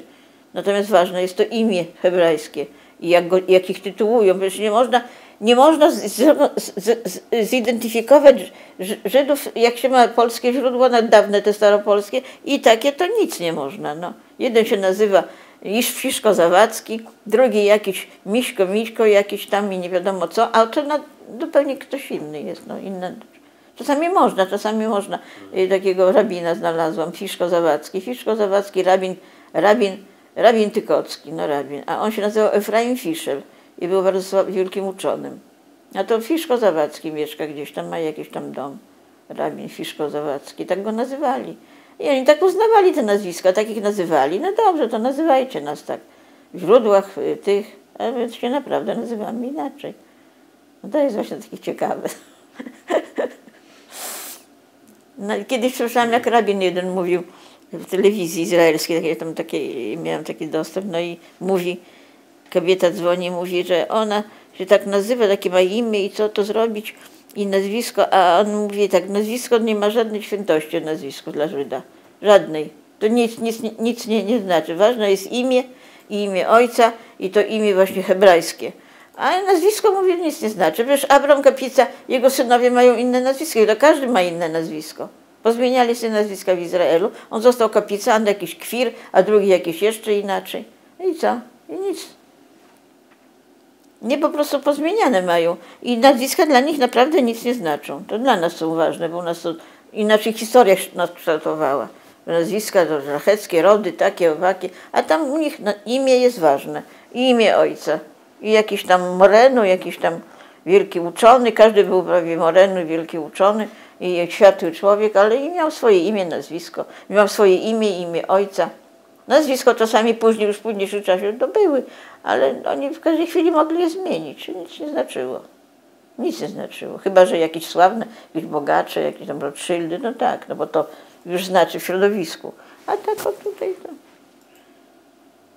Był taki w Kocinie nazwisko Suraski, to oni byli rzeczywiście bogaci jeszcze w XVIII wieku. To i zachowali, Choroszłucha zachowali nazwisko. Gołdowie to mieli, ale to byli bogacze i oni mieli wpływy duże. A reszta to takie nazwisko, takie. Znaczy Raszka Śmierciukowa, ona podpisała się jako w dokumentach Raszka Śmierciukowa, a potem podpisała się po hebrajsku inaczej. Także to też takie ciekawa strona tego. No i to od strony tej właśnie w tych księgach nieraz widać, że to byli ludzie, którzy znajdowali się na samym szczycie, a postrzegano ich jako zwyczajnych ludzi. To byli uczeni wielcy albo jacyś działacze dobroczynni, jacyś o dużych wpływach dużych. To jest takie ważne, jak oni od siebie od środka widzą, a my ich nie widzieliśmy tego od środka. No. Tego nie było widać, no bo to skąd miało być widać. I że te księgi były pisane nie dla Żydów, no nie były dla nieżydów pisane. Ale potem tak się stało, że przeszło. No i to mnie właśnie bardzo boli, nie wiem czy to, ja tego nie potrafię ocenić, taka niechęć do rzeczy wojny do Polaków, taka niechęć straszna. Czy to dlatego, że to pisali, że głównie to pisali ci sioniści, czy to dlatego, że potem ta tragedia, ta zagłada i to takie pozostały taki żal. Ja nie potrafię tego czytać. Ja nie oceniam tych, bo relacje to są relacje, to jest, ja tego nie oceniam, ale ja się tak dziwię, nieraz takie komentarze są. Już tak poza relacjami, to takie komentarze niedobre. Nie wiem. Trudno mi to ocenić, ja się nim nie zajmowałam i nie potrafię tego. Wiem, że tak czuję, że są krzywdzące dla Polski, ale to też jest oddzielny temat na oddzielne badania. No, to rozumiem, to jest kontekst historyczny i kontekst polityczny tego. To rozumiem to doskonale. Ale ja na przykład się nigdy w domu nie spotkałam w swoim domu z jakimś negatywnym obrazem Żydów. Nigdy. Nigdy. Ani żadnego innego narodu, no bo przecież różne doświadczenia były, ale u mnie tak nigdy się nie można było wypowiadać źle o innych narodach. Zawsze było, że to szczególnie ojciec tego przestrzegał, że to jest właśnie, mówił, że dwa są państwa i będą zawsze, Rosja i Niemcy, ale ludzie to są, trzeba oddzielić tych ludzi. Ojciec znał przecież i Rosjan, i znał Niemców, i mówię, tak, Niemców, którzy go nieraz uratowali od takich niebezpieczeństwa. Nigdy, chociaż przeżył powstanie, nigdy w gniewie nie mówił nic o Niemcach złego. Nigdy nie miał do nich jakichś pretensji, czy jakiejś złości do ludzi. Ale do rządów to tak, do władzy to i do Rosji, i do Związku Radzieckiego, i do Niemców obecnych, do Niemiec jako Niemiec. To miał duże zastrzeżenia, ale do ludzi nie. Nigdy do ludzi, o ludziach nigdy niczego złego. Nawet o tych Niemcach, którzy nawet mówił dobrze o nich, o tych, jak już byli w tych niewoli, że tam nieraz jej pomagali i to samo Rosjanie, że też byli życzliwi. Że u nas mieszkali Rosjanie u rodziców, u mojej mamy, u dziadków, jak przy pierwszej czasie okupacji pierwszej, tam to też byli oficerowie, mieszkali i podczas tej drugiej, już jak szli ten front, to nigdy nic złego moja mama nie mówiła, ani babcia, ani o Rosjanach nigdy.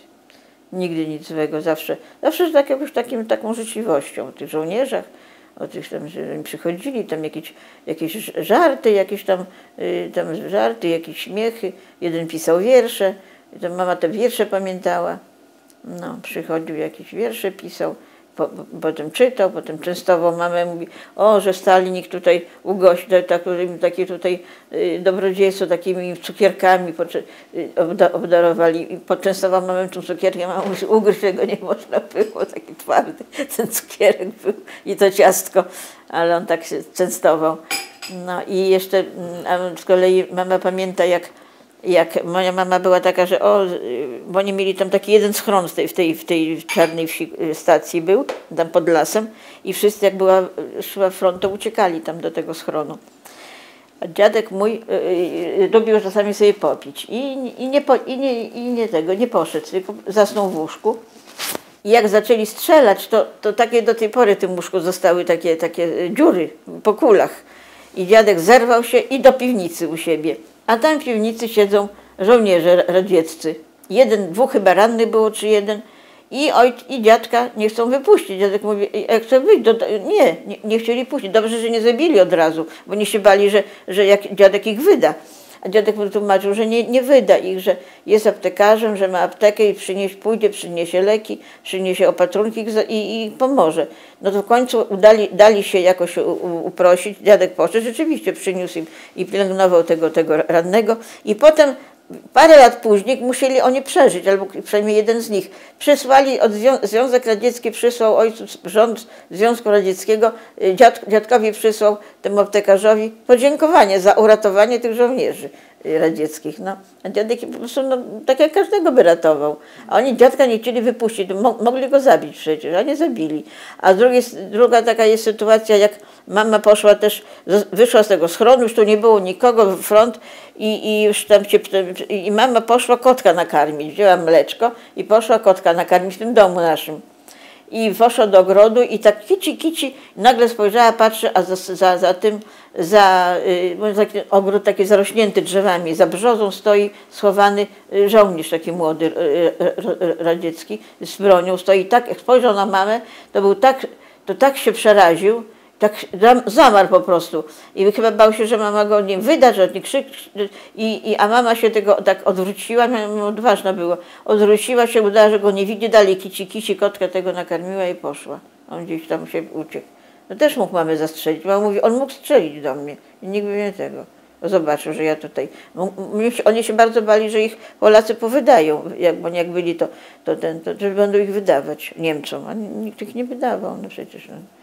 No, także, że mówi, że tylko spojrzał tylko tak strasznym takim wzrokiem, a mama udała, że go nie widzi i kotki kici i tego i się ta scena rozegrała.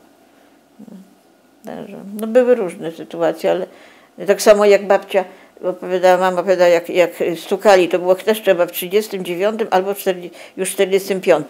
Dobijali się do nas do domu tam w Czarnej.